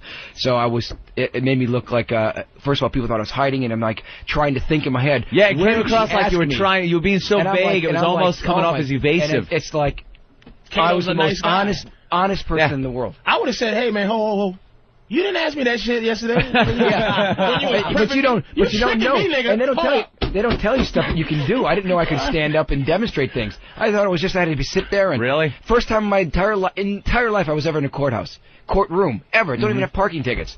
First time ever I was freaking out. It's that fucking case. And that's my first case. You know, double homicide. Please get me in with, If he was black, he would have been saying all kinds of stuff he didn't know, but he heard about it. Listen, I plead the fifth in an order in the court, motherfucker. Yeah. And look, man, I got the right to bear arms, baby. Motherfucking objection. I am pro bono up in this motherfucker. I'd like a black guy would be pro bono. Pro bono, objection, and motherfucking corpus delicti. Objection is Kato just didn't know. Stop yelling shit. No. She didn't ask me this. No idea. What's this subpoena thing? That's amazing. You got just a great story, Kato. And don't forget, that is really some fucking story. Eye for an eye. Watch Eye for an eye. Yes, Eye for an Eye. Eye for an Eye. What channel? It's a freaking natural. Yeah, where is that? Where can we find that? It's 80% of the covered in the country. January starts up in L.A. In New York. We are here to discuss with 2 different networks. Oh, okay. So, but we're on WB in L.A. and you guys, I think you can pick it up on the dish. But it's doing, like I said, it really is pretty doggone funny. Yeah, it sounds pretty cool. And we're already going to start a second season with that stuff. And the Bikini Destinations, I shot 6 of those. Bikini Destination. Kato, you take me along with you? And maybe pay-per-view. I got the National Lampoon Strip Poker now. All this stuff. Strip poker. Yeah, poker's all the rage. I host that with Fred Stoller. You know Fred, I'm sure. Freddie Stoller, comic. He's old or something, right? Not real old. Kato, we haven't played this in years. Put on the OJ stuff now! Wow. I know, you're used to it, right, when you do radio shows? But this is important because this was the song that Anthony wrote and sang. Yes. That got us together. This was actually when we thought OJ was going to be put away. This was before the trial started. Oh, real audio quality? It's like July or August. We assumed 95. We assumed that he was going to be put away. They were going to give him the fucking chair. This was it. It was so sewn up. But, no. So the jury was waving at the juice when he came in. Yeah. Can you imagine? Waving. Who knew? Oh, they went to his party, too, so... But when we did the song, it was... this is the beginning. I love it already. This is it. It started like this. This is my radio. Electric shock, OG. Gonna lick this shock. They gonna be electric shock. Anthony doesn't want people to know this, but there's a video to that, too. Is there? Oh, right. Fuck. Yeah, there's a video to that we should get up on the website today. Yeah, we haven't played that song in, I couldn't even tell you, 5 years. Oh, wow. Brilliant. Electric shock. Well, that's when we thought, silly us, thought he was guilty, and now he's golfing. You're going to have to win an Oscar award to take OJ, make it big. Oh, no, it'll still be Oscar winner, who you might remember as the guy that was in the house. And you want to be mature. Formerly known as the witness. That's it. You want to be mature and just go, hey, Kato, 11 years ago. You just got to go, juice, man, juice. It'll be 20 years. Baby. 20 years, 30 years, it's going to be, dude.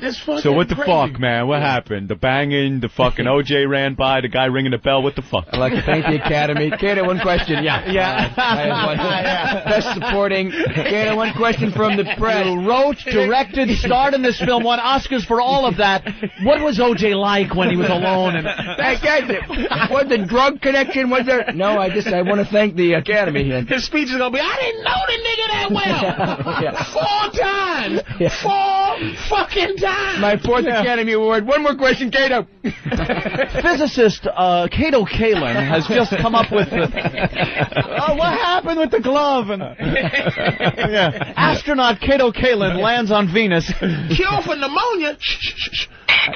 Kato, this is Mission Control. The glove, do you think the cops really...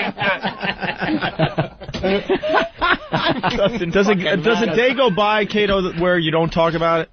Yeah, if I'm alone. Yeah. When you're alone? Like I'm in New York and we're going out every night, so someone always drunk or whatever always comes up. What's the one question that you're sick of hearing? Did he do it? Did he do it? And that's the first question we asked. Yeah. But you can't help us. That's the one question. Did he feel like he did? Yeah, no. You guys are cool. You guys are cool. The first day I got here on Wednesday, this is true, I come off the plane and I said I want to get a slice of pizza, so I'm walking in the street and I see this guy come walking by me. And sometimes people look, they go, yeah, you're that actor dude! Hey! And he's got 2 law books. And I go, hey, that's good, you're studying law. He goes, no, I stole these books. He goes, hey, Kato, I just got out of prison, man. And he recognizes it's me now. He goes, will you sign these? So I signed the books. Oh, my God. I'm trying to get a ticket to Philadelphia. You get recognized wherever you go? Yeah, pretty much. Yeah, he's a pretty recognizable guy. Yeah, it's kind of cool when you get the pilots and the airplanes and everybody when you're traveling. They just go, "Hey, what's up, Kato?" Well, it's not a one-hit wonder thing going on. Yeah, right. Definitely. I thought of a title for something. It's called the 16th minute, where you go beyond after 15 minutes. I'm in my 16th minute. Yeah, he's a creative guy. Look at that, the 16th minute. Comedy development, baby. I'm in National Lampoon. I got a show. I'm on fire, Patrice. Give it up, baby. Now, what's great about it? He's got a good attitude as far as. I'd be like, Jesus, enough with this fucking crap. But he's Hollywood. He's got the good Kato attitude is about Hollywood as motherfucker. He is geniusly Hollywood. So you would like to see him in that time of, man, Yeah. Oh no, I really think people relate to a lot of people in Hollywood. Obviously, there's jealousy. It's like people hate you for no reason, and they don't know you. And I hate nobody. But the whole thing is, it's getting better and better and better. That people are starting to get it. And I have a show, and they're going, "Hey, the guy's kind of funny." When you go to do you think this aloe juice and nice guy thing is real? I definitely do. You do? I do too. I feel it is not no pretentious horseshit. He's been on for like a half hour, 40 minutes. You can't fake it. I don't think you can fake it. You would see it in his eyes or something like, all right, guys, enough. He's really an aloe vera nice guy. We've been doing this where we have to, ask the questions, and you see it in people's eyes like, he doesn't have any of that. You do. Let's say hi to Larry in Indiana. Hey, guys. How's it going? Hey, man. Larry. Hey. Kato Kaelin is more popular than Kiss. I like this guy. All right, why, Larry? He came to Terre Haute, Indiana, just about the same time that the trial was going on. And I can't remember if it was over or if it was like during a break or whatever. But one of the local radio stations brought him in, and they brought him into the mall. I bet there was 10,000 people at the mall just to see this guy. And the last time Kiss has come through, they only had about 5,600 people. So does that tell you how popular this guy was? 10,000 people in a mall? Damn, it was 10,000. I remember that in Terre Haute. They were great to me there. Wow. There was more people at the mall just to see him than would probably be in there. Well, there was a sale at the Gap. Christmas season. Yeah. Y'all ready to rock? Kato, it was funny. Yeah. I did a Good Morning radio show, and they said, I'll be stopping at this mall, and it was, CNN covered and everything. It was I was blown away. Damn. And I had, the girls, the fan club stuff. It was pretty incredible. Let's go to John in Arkansas. John? Hey, boys. Hey, John. Baby girl, Patrice. I just wondered, man, when all that went down, Kato, did you ever feel like that you were fixing to, like it all could be pinned on you, if he's going to shift it off on you or anything like that? Or if you just knew right off that you were going to be clear of it? Yeah, that was the very first day the detectives walked in. I knew that. I didn't know what happened, but they checked everything out, and, I had no problems. I never thought that. Well, this guy also wanted to say that the media made Kato look terrible. What was the one thing the media was slamming that you were like, oh, my God, that is not what I'm about? There was a thing that... Freeloader. I was never not working. I was working, but also, and I, first of all, never, ever, no one ever believes this, I don't do drugs, never did drugs because I don't need to. Oh, man, they made you look like you were a tutor. And that was the one thing I really got mad because I've always been... seriously, really straight, because I had the long hair. They just did this, and they went over and over. I was this drug guy, and I was like... it was for me. It was just like, oh man, it was just terrible. It was over and over, and there's some guy wrote a book about this. I won't say the writer's name, and I had gone to dinner with him a few times, and he's a very prolific writer. You guys know who he is, and I was like, oh, the guy stabbed me in the back, and it was like, well, stab him back in the back. What's that nigga's name, man? No. Damn, this nigga's Hollywood. I like him, but he loves everybody. Yeah, no. It was terrible. I was like, oh, jeez. But anyways, that was a really bad thing because people looked at me differently, and I couldn't stand it. All right, let's go to Ron in Pennsylvania. Ron? Yeah, hey, guys. Hey there, Ron. Hey, Ron. Hey, good morning, Patrice. Hey, you're killing this week, man. You're really helping the show. Love Patrice on the show. Patrice has been doing great for us. Appreciate it. She's great. Hey, I wanted to ask Kato, man, if he's ever heard of a band out of Chicago called Kato the Houseboy. A buddy of mine, Richie Whitman, they do it, and, man, they're really talented, even just for, if you wanted to do it for the novelty. Find out the band's got some CDs out, and if you like them, man, I don't know if you can do something if you got room for a band on the show or whatever, but... the guy's trying to pitch his band. I'm only here for a day, but I'll talk to Opie and Anthony. I think we can get them in. It's a band. I actually got a CD from those guys, Kato. Really? Yeah, they sent me one. Very good. Yeah. I know, I love it. I do have it. I'm not kidding you. He's just, look at him, the nicest guy. Look, he loves everybody. It's disgusting. No, I didn't have it. That's why he wasn't a suspect. Not at all. They're trained to know. They just go, where was you, Cat? I was drinking apple juice. Yeah, it's like McDonald's. Come on, Kato, tell us one thing you don't like. One thing you don't like. You've been a little too nice. Give us some evil. Give us the name of that goddamn author. No, I would, but there'd be a lawsuit. All right, I'll tell you guys up there. I would definitely do it. Just give us some evil. Some evil? What don't you like? Something. Or who's a dick? Yeah, who's just a dick? You ever fuck a girl that said, put on some gloves? The glove love, yeah. And do the Heisman pose as you're coming? It happens every night. What are you talking about? I love that. Wow. God damn it. What a dude. Like, what a life. It's like, it's just, do you think you would have made it in the business without this? You think who's to say, but I think so. I did already 2 pilots before. Something would have hit with the guy. I had 3 commercials out. It was kind of All right, he was going to say something. What was it? Sorry. Marriage. I don't like marriage. Why? Hey, there you go. Because I just think it's too tough to find one woman. And I wouldn't want to cheat, man. I would just love to be with a few. Quite a few. And I believe in having more than one wife. But do you want kids? Yeah. I actually have a daughter. So I already have a kid. Oh, well, there you go. And she's in the car. Can we bring her in because it's been like 3 hours? In the car. Stop. Left the window rolled down a little bit. I could be in my own show. No, we had one of the shows with the a guy left a dog in the car, so we put him in the kennel for a weekend. Oof. It's true. I like the concept of the new show. We should bring it all back around. Talk about the new show again. Eye for an eye. I like the idea a lot. Definitely like it. And it's going. It's going. It's just big guns. It's going to happen. So what if somebody messes up the dry cleaning? One of those kind of cases. Oh, we did a dry cleaning episode. It was one of the best shows ever. The dry guy said he could get any kind of stain. They brought in one of these really nice carpets, and the guy ruined the carpet. So the judge ruled that they could go into their house, the dry cleaner's house, and do the equal amount of damage to their house and anything in the house. And the lady that did it, she destroyed everything. She went nuts. We have a bailiff that's named Big Sugar Ray Phillips. He was the heavyweight champion, middleweight heavyweight champion from 77 to 81. He lost to Hagler, and he couldn't even stop her. She put paint everything on the computer, just tore the place apart. And the other lady, spot on the rug? Well, no, the rug was like one of those. That's like testicles for an eye. But I'm telling you, the lady was bawling that lived in the house because the wife didn't know. The husband said it was okay to come in to the dry cleaner. It was a brilliant show. Great stuff. That's a good show. Yeah, you're going to have to send us a copy. So I'll send you copies of the show. We'll take a peek and then we'll talk about it some more. I do the opening and I do the Springer part in the audience, and I do the revenge. I'm there on location doing the whole setup. I like the concept. So I do the open, middle, close. I like the concept. Eye for an eye. All right.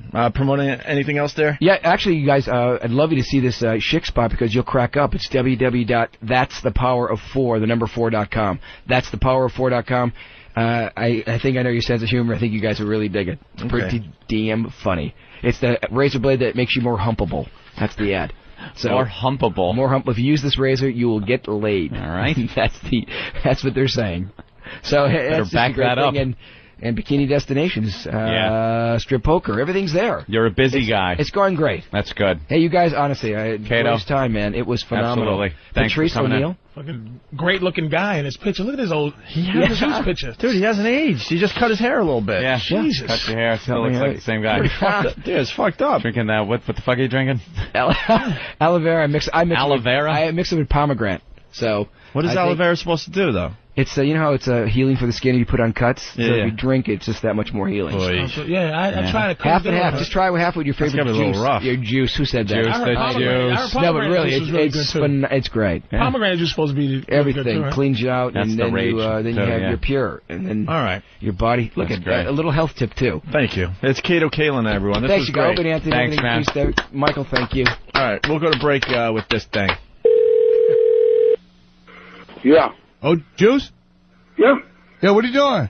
Who's this? This is AC. Let's go kill somebody tonight. Bye. Juice? Yeah, hello. OJ. Who's this? It's Al Michaels. My wife's been acting like a real bitch. I was wondering if you could help me kill her. What do you say, champ?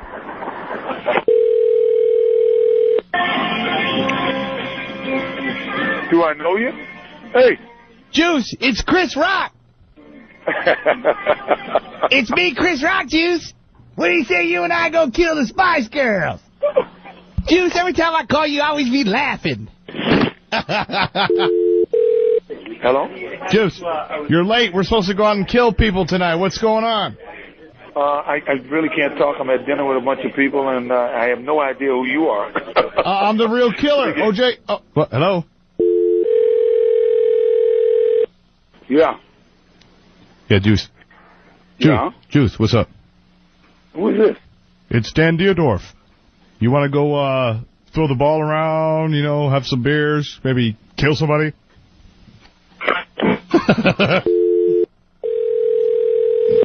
Yeah. Hi, OJ, it's Kato. Want to go pick up some young girls and kill them? We can hold them underwater or something. How'd it go? Can I move in with you? Hello? Hi, OJ. Hey. Hey, it's Marcus Allen. Want to go get some bitches and kill them? Yeah. Gone.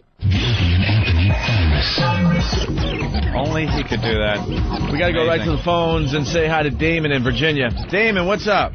Hey, what's going on, guys? Hey, man. This fucking Patrice is killing for y'all. Y'all somehow have got to pay him. I know y'all got loyalty to little Jimmy, and that's cool. Keep him on there, too, but somehow, man, show this guy the money. We're gonna try to figure out something with these guys because we run this whole channel. I don't know. We got to start doing some serious thinking because we got the best stable of guys in radio. It's not even close. Not even close. Okay, guys.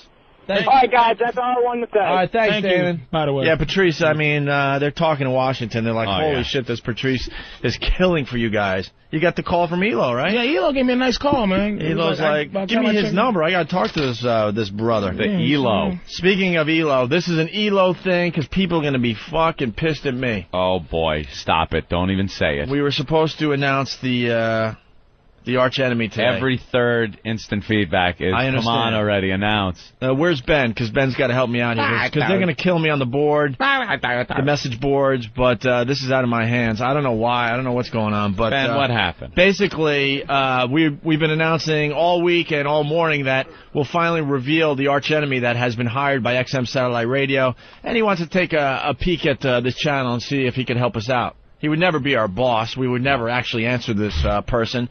But we have a history with this person that is pretty fucking ugly, to say the least. Yeah. So Ben got an email from Eric Logan. Yes. And what is the email? You might as well read this fucking thing. It just says, no, not today. Can't announce it today. But he said we're going to announce it next week in person. They're bringing him by?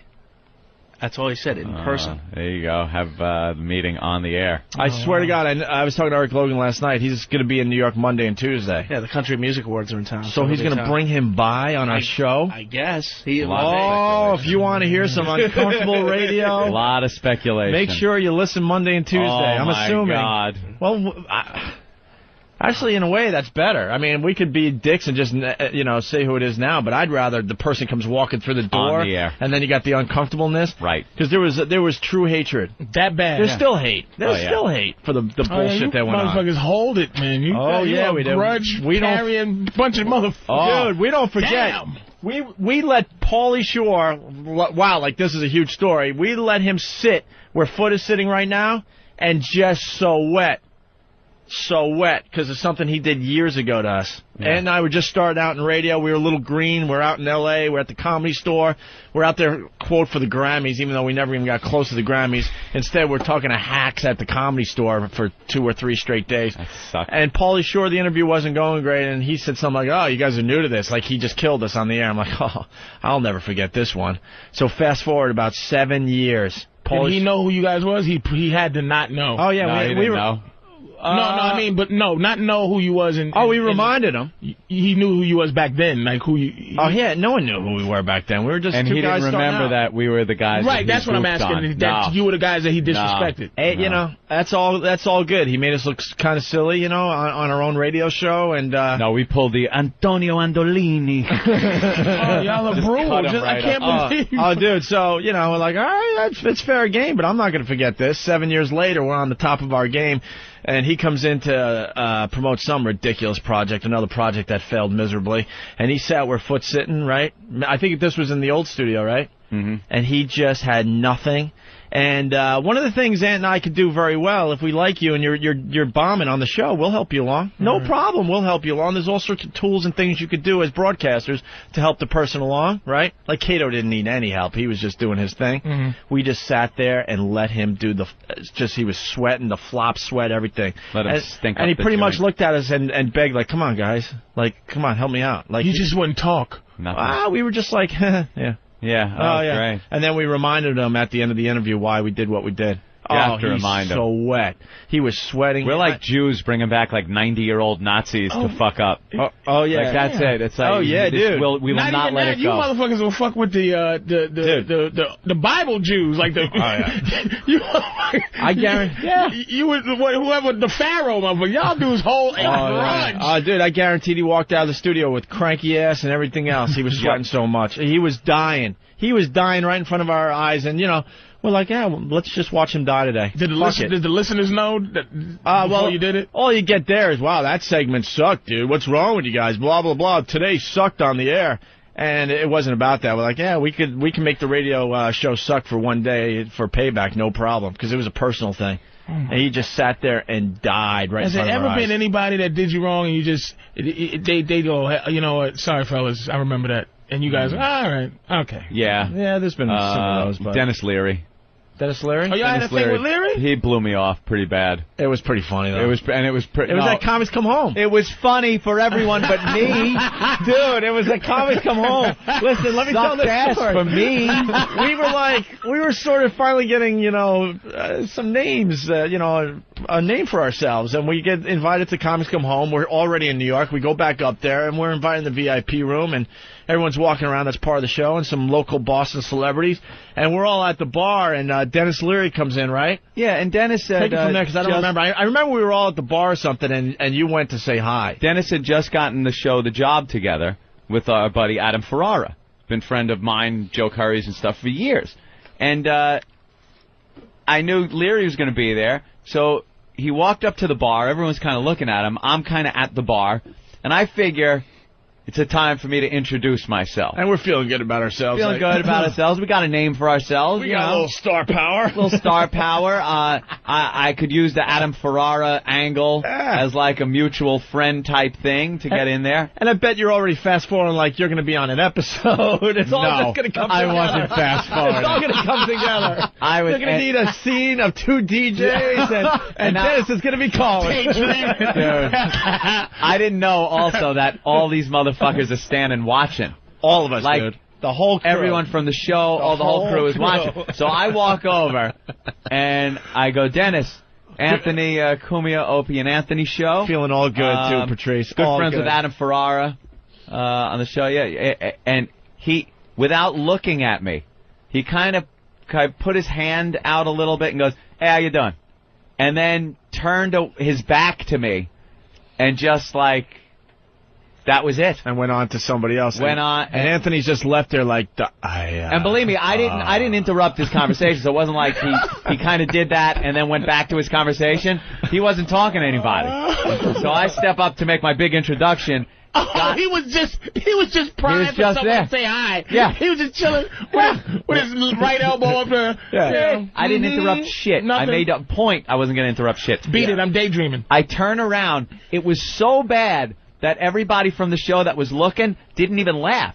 When I turned and saw them, they quickly like put their heads down and like turned their head away. It was that bad. It was what's called a douche chill. What a blow off! What a blow off I got. We brought it up on the show though, and then he came in as a guest on the show. And it was right when he sat down, I just went, "You blew me off, man. You go down in history as one of the worst blow-offs I've ever gotten in my life. In my life." And he's like, "Oh, well, what happened?" And I told him, and then he just goes, "Oh, sorry." Like, because it wasn't personal, dude. No, it wasn't personal. You know a lot of Irish guys, and you're like, Irish people are just so emotionless. This guy gives me so much, like, little thing. He throws me so many little bones. Yeah. And it's just like, you know how it's nothing worse than actually giving your, like, saying thank you and the thank you person, the you're welcome person is just like, yeah. Like, you go, do you like me? Why are you helping me out, you motherfucker? I'm like, hey, Dennis, you know, man, I really appreciate all you've done for me. Listen, stop talking to me for 5 minutes, would you? Colin's the same way. Hey, Colin, man, I love doing it on the show. Hey, you know what? I love cigars. Because Irish people are not and they're not a therapeutic loving people. No, kinda, man, it's in the household. It's never stories of I remember me and my dad. Yeah, you know, there's a lot of love there, talking. It's always some horrific story. Bill Burr tells a story of his family that is just horrific. The father yelling at the mother all the time. Uncomfortable guy. Billy's the same. Billy's like, hey, man, Billy, let me tell you something. And it just, his right shoulder goes up into his ear, and it just, affection is painful. Right. Kind of thing. Because I'm like, Dennis, thank you so much for the things you've done for me. And he'll just go, light a cigarette, get out of my face, you're bugging me. It's like, glad you go, I know how you feel, Dennis, I know what you're really feeling. You know, have you ever had a revenge thing where you or Opie or Anthony, either one of y'all go, you know what, I'm going to get that motherfucker. You ready, Anthony? And you go, I like the guy. Kind of over it. Or you go, we got to get Dennis, and Opie's like, I like Dennis. I like the job. A little over it. It would always be the other way, dude. I'm the one that is obsessed with this shit. Oh, yeah. And Anthony's talked me out of, he's talked me out of a lot of things, man, over there. There's still one guy out there, though, that needs to meet our wrath. Yeah. There is one man out there that we have never gotten revenge on. I can't stand this motherfucker. Yeah, don't even say his name, because I want it to be a surprise when it happens. And it was at the same event, which makes me think, well, maybe we did really suck ass back then, and we were like, you know, it was obvious, so people like Pauly Shore and this guy were being like scumbags. As far as a radio team, we were just starting out. We had all the potential in the world, but we still had to do. You had to like hone your craft. So well, how big was your ego, even when it shouldn't have been as big as it was? At this point, I had no listen ego. to me. Let me take this really fast. Anthony was installing air conditioners, right? 6 months later, tops, he's in L.A. interviewing some huge TV and excited, still TV and comedy stars. Almost. And it wasn't 6 months later. It was a matter of weeks. It was like I had given my notice at Apollo Air Conditioning and gave my 2 weeks notice. Oh, you're right. I worked, and then right up until the point we went. You know what? You're right. I was thinking because you were coming in. It was Opie and Anthony right away, or it was Opie and my air conditioning friend. It was Opie on BAB, because that was, the Opie's Nighttime Attitude was the show. Right. And I would come on there as a guest just a few times a week, maybe. And a lot of people actually at the time questioned, like, why are you giving him top billing? You know, because you could easily just say the Opie second show. billing. So. I never looked at it that way, I swear to God. Well, baby, let me tell you something. The motherfucker who's after and is second. It ain't. But at the time, I was like, this guy has all the potential. He's one of the funniest guys I've ever met in my life. Fuck it. Thanks. Fuck it. Let's do it right away and just make it Opie and Anthony. Yeah, thanks. You know?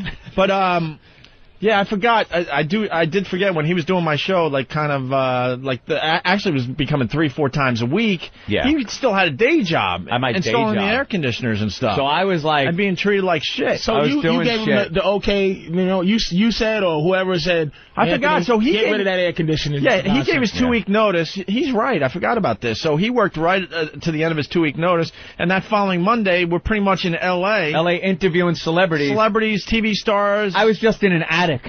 Like, installing shit. I'd never done radio in my life aside from hanging out with Opie a couple of times a week. So, and then I'm conducting an interview with, like, celebrities. And how amazing is that? I was like, what the fuck? Where am I? Who the what? And at what point did Dennis blow you off? Oh, that was years later. That was years later. This one I already thought, Dennis should be looking, going, hey nice baby, to meet you, let me tell you something. I can also do air conditioners, but I'm Anthony. But, let me tell you. There's Prince, there's Cher, and there's Anthony up in this motherfucker. N-E-E at the end. He could with not. With a hyphen over the E. Could not be less interested. So as far as this shit goes, we continue to beat our enemies up whenever chance we get, but there's still one guy we haven't got to yet. One guy left. Everyone else. One guy left. It's Everyone not else the guy coming in, is it? No. It's just, we beat the shit out of him bad on the air. Oh, so this is a we whole won other that person battle. that you don't want to know. Not yet. And It's a celebrity. It's going to be a nice surprise when it happens. Yeah. And it will happen eventually. That's all I'm saying. But as far as everybody else, we'll continue to beat them up. But we've taken care of everybody except this one person. That's it. And I don't need the speculation to happen again on the message board. It's not this huge thing. God, these people. But anyway, did you guys then after you got him? Did he go? I deserved it. I remember I did shit. You know what? I think we had him on one other time after that, and then he called up recently to be on the XM show. I'm like, no thanks. See you later. We're doing our thing now. God, you mother. Well, we have this saying: Opie and Anthony always win in the end. Sometimes it takes years. Just Sometimes it takes years, but we y'all don't are forget. hilarious. Y'all really are. Dude, I'm the Rain Man of radio. I remember it all. I remember all the bullshit. Thad Scott's a little aggravated. Who? From Cincinnati. What hacky radio crap. You bitch all the time when other DJs pull this crap. What a disappointment not revealing the arch enemy. This isn't hacky radio crap, you cunt.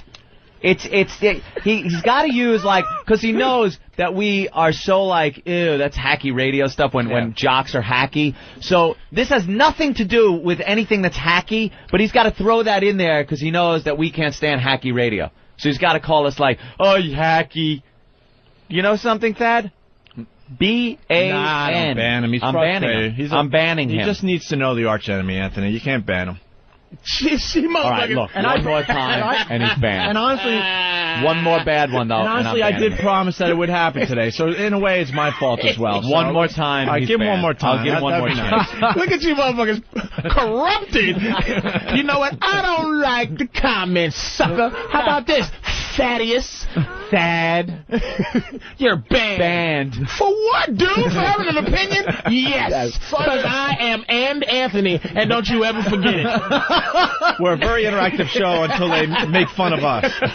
The only time the and is good before your name is if there's an as after it. Because it's always and that guy as Schneider from One Day at a Time. Because that's the big star. When you're the special guest. When you're the as.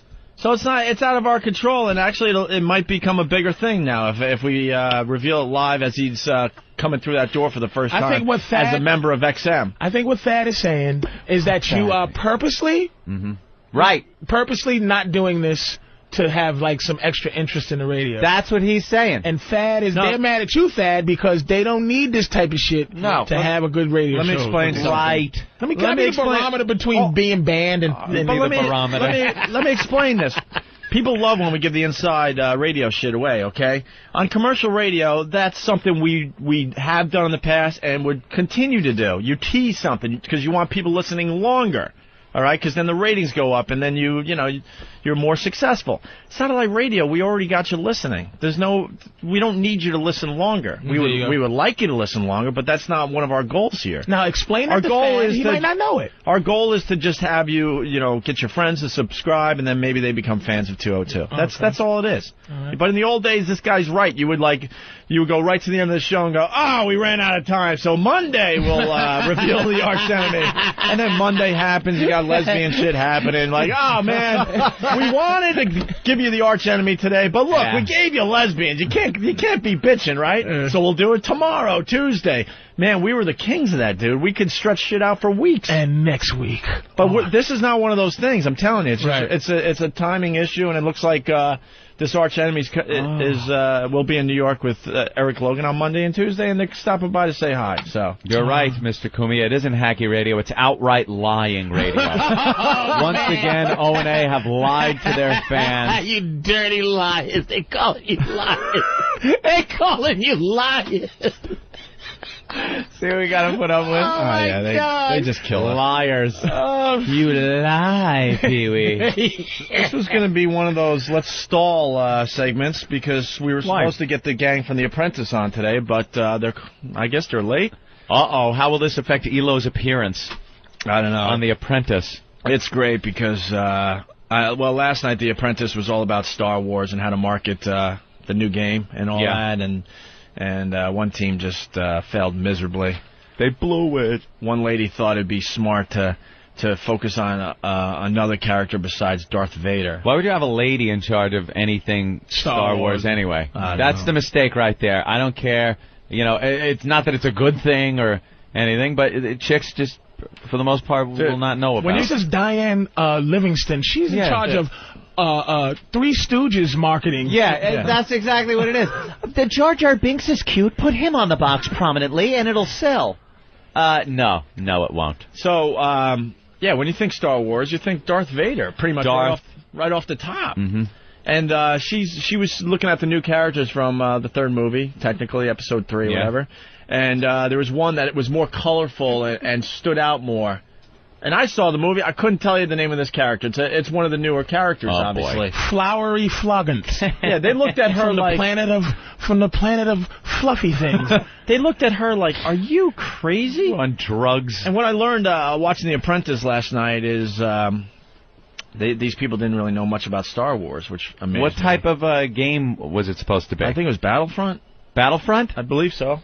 Was it? Yes. Yeah. So you kind of want like a Jedi. It was like getting a display for, let's say, Best Buy. Yeah, that was pretty much the task. All right, you want lightsaber, you want Jedi, and you want some kind of evil figure. Yeah, you want some kind of evilness. But there. she suggested let's use another character. They didn't go with her suggestion, obviously. I don't even know the character's name. The classic picture for Star Wars is one of the Jedis, whoever they're gonna draw. Yep. All the little peripheral characters dotted around, and a big picture of Darth Vader. Right, looming. In the back. Looming. With a moon. That's all the Star Wars. The Jedi's got to be in his Jedi shit with his lightsaber looking all cool and stuff. You don't have to overthink Star Wars. No, it's easy. And people go, ooh, I know what that is. Know what it's all about. I'm buying. And then the other dope who lives in New York City, got to explain this to the rest of the country.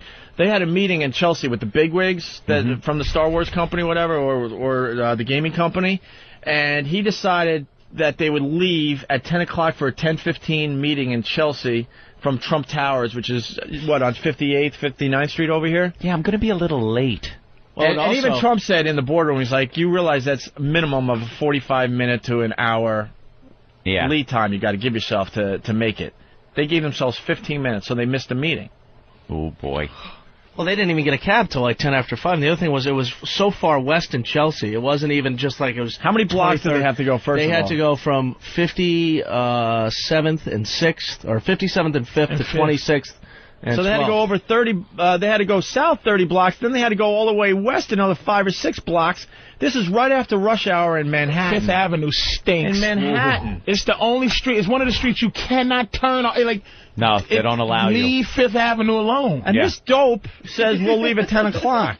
And he's supposed to be a brain. Yeah. You got to have a brain to be on The Apprentice. And he lives in New York. Like, that's what Trump was saying at the end. He's just like, you're a moron. And did he get fired? Yes. Yeah, he deserves it. Oh, yeah. Well, 2 got fired. Absolutely deserves it. I don't know if they're calling him, but track him down. All right, next week is the big episode, though, on The Apprentice. We want everyone to watch because Eric Logan is featured prominently. Mm-hmm. They do a whole thing with XM next week on The Apprentice. Caps equal ban, by the way. Caps equal ban. Understand me. Caps equal ban. They're just cursing you out. I'm seeing multiple posts in just capital letters, and it starts, "You guys suck. You do this all the time." Yeah, but we gave you some good radio.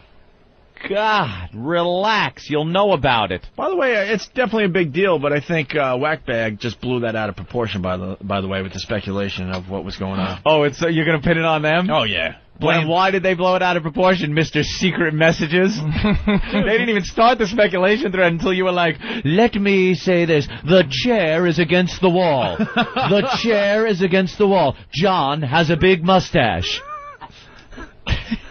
Wow, this guy's going, at least we know who the Jedi's arch nemesis is, fuckers. Listen, go to Whackbag. Go to Whackbag. Go to Whackbag. Go to the speculation thread. Uh-huh. They did blow it out of proportion. Oh, I know. I can't even go to it. There's too many pages. Just give me the number of posts. You can do it right away. Eric, you do it for me. Eric, wake up. What did I want to do? He was talking to me about Eric, what did he want to do? Come on now. Now it's hard to get to because You got everybody's headphones on and you're a foot away from me. What did I want? it. What did he want, Eric? What? Just guess. He was telling me to remind me that Francine was still here at the same time you said something. Take a guess. So I blocked you out. Just guess. What do you think he wanted? I don't know. I did not hear it. Take a guess. Take a guess. Just guess. What do you think he wanted? Based on the limited amount of info you heard, what do you think he wanted? I don't know, honestly. Holy shit. Look at the room laugh. They're dying. They're God, hitting they the table. love They're it. hitting the counter. They love it. We just want one person around here that can multitask. Can't you hear Derek and also kind of hear what we're You're saying? putting a lot of pressure on Eric to be like a human being right now. Eric You know what, though? That's what he does. I got to tell you something about when Derek talks to you in the headphones. No, it cuts out. The thing is, when Derek's talking to you in the headphones, you know that is the time you have to be alert of what he's saying and what's going on around you at the same time, so you don't miss anything. That's the time when the second you hear Derek, you're like, all right, I got to split my brain in half. Here's where one half, and the show is in the other half. All right, well, don't forget to watch The Apprentice. Take a guess. Next Thursday. It's a whole show with XM, okay? Featuring Eric Logan and Lee Abrams and some other people down there in Washington. I can't get on Whackbag. It's crashed. They blew He it wanted out you of to go to proportion. Whackbag and see what the post count was. Yeah, the post count on the speculation and the thread. views too. Yeah, pretty impressive. Want to do news teases? Oh, I love the news teases. We don't need a break, do we? We haven't really done anything yet. We like to break after we feel like we gave the listeners something, or our bladders are full. One or the other. Exactly. Whichever comes first. What kind of just we're bullshitting around hoping the Apprentice people call? This smartass is writing the word caps in caps. Man, these people are animals. They really are. They will eventually turn on us as well. We know it. Jesus. They will eat us alive one day. Yeah. We'll enjoy the ride until it happens. We gave them way too much power. Way too much power. All right, let's see here. There is 1,635 posts. 52,930 views of those posts. They blew it out of proportion. Right? So they were just sitting there waiting. Absolutely. Okay, is this guy or girl, right, whoever this person is, right? Yeah. Are they going to be worth all of this? Who says it's a guy or a girl? Okay, this pigeon. Fucking donkey. This pigeon. This squirrel who shit on Opie years ago. Hey, dude. Remember you shit on my head, motherfucker? No, look. I'll admit I'm the big ass on this radio show, but as far as this goes, Anthony is well entrenched in the hatred. There was some hatred going on. Oh, that squirrel, he was sweating. All right, here we go. New news teasers. Why don't we do this before we take another break, Anthony? We love this. This is one of our favorite segments, and we do it from time to time. You know, we were talking about the news earlier, Patrice, and we love to point out how they just scare the shit out of us for no reason. That's their job now. It's not to inform. It's no more about a guy behind a desk with the clock behind him telling you the news just for information's sake. It's about sensationalism, shocking headlines that get you to tune in at 11. That's what it's all about. And they do this by the news tease. You're watching a TV show, perhaps? You're watching an episode of Seinfeld? You're having a good time? That Kramer's hysterical. Look at how he's sliding into Jerry's apartment. What? My toothpaste can kill me. Oh, is that awful? and then you're like, what the fuck is in my toothpaste? Is that awful? That is awful, man. It's all the time. And they then just frighten you. This Halloween, there's something that's going to happen bad to your kids. Christmas is a jolly season. Does it have to mean death to your children? We'll show you a popular toy that can decapitate. We'll show you on Christmas Eve. Yes, what? After you purchase this. Your son or daughter may already be playing with this dangerous... That's the best one, and I have heard that. There's a toy out there that could kill your children. We'll tell you at 11. Does your car run on gas? 6 o'clock, and your kid is in the room with 100 toys. Can you just narrow it down for me, please? Are you inhaling and exhaling? There's a hidden danger you need to know about. One of those two things will He'll kill you. But I gotta do both. Right. I get dizzy if I. It's awful, man. Or a popular SUV could blow up at any given time. Yeah. And there you are. You got to go pick up your kid from soccer practice. Yeah, it's like, here it is. Hey, why don't you throw me a bone and let me know before I go out in my driveway? And start The company start with a C, an F, right, a D. Right. Give me a hint. Right. That's the funny thing. Tune in. Yeah. And because they need you to tune in, because they sell commercials and they make money. People don't understand the It's not about news. news. It's the news. I couldn't understand why they had. There was one time they canceled America's Most Wanted. I'm going, how do you cancel this type of information? Every show they're catching motherfuckers.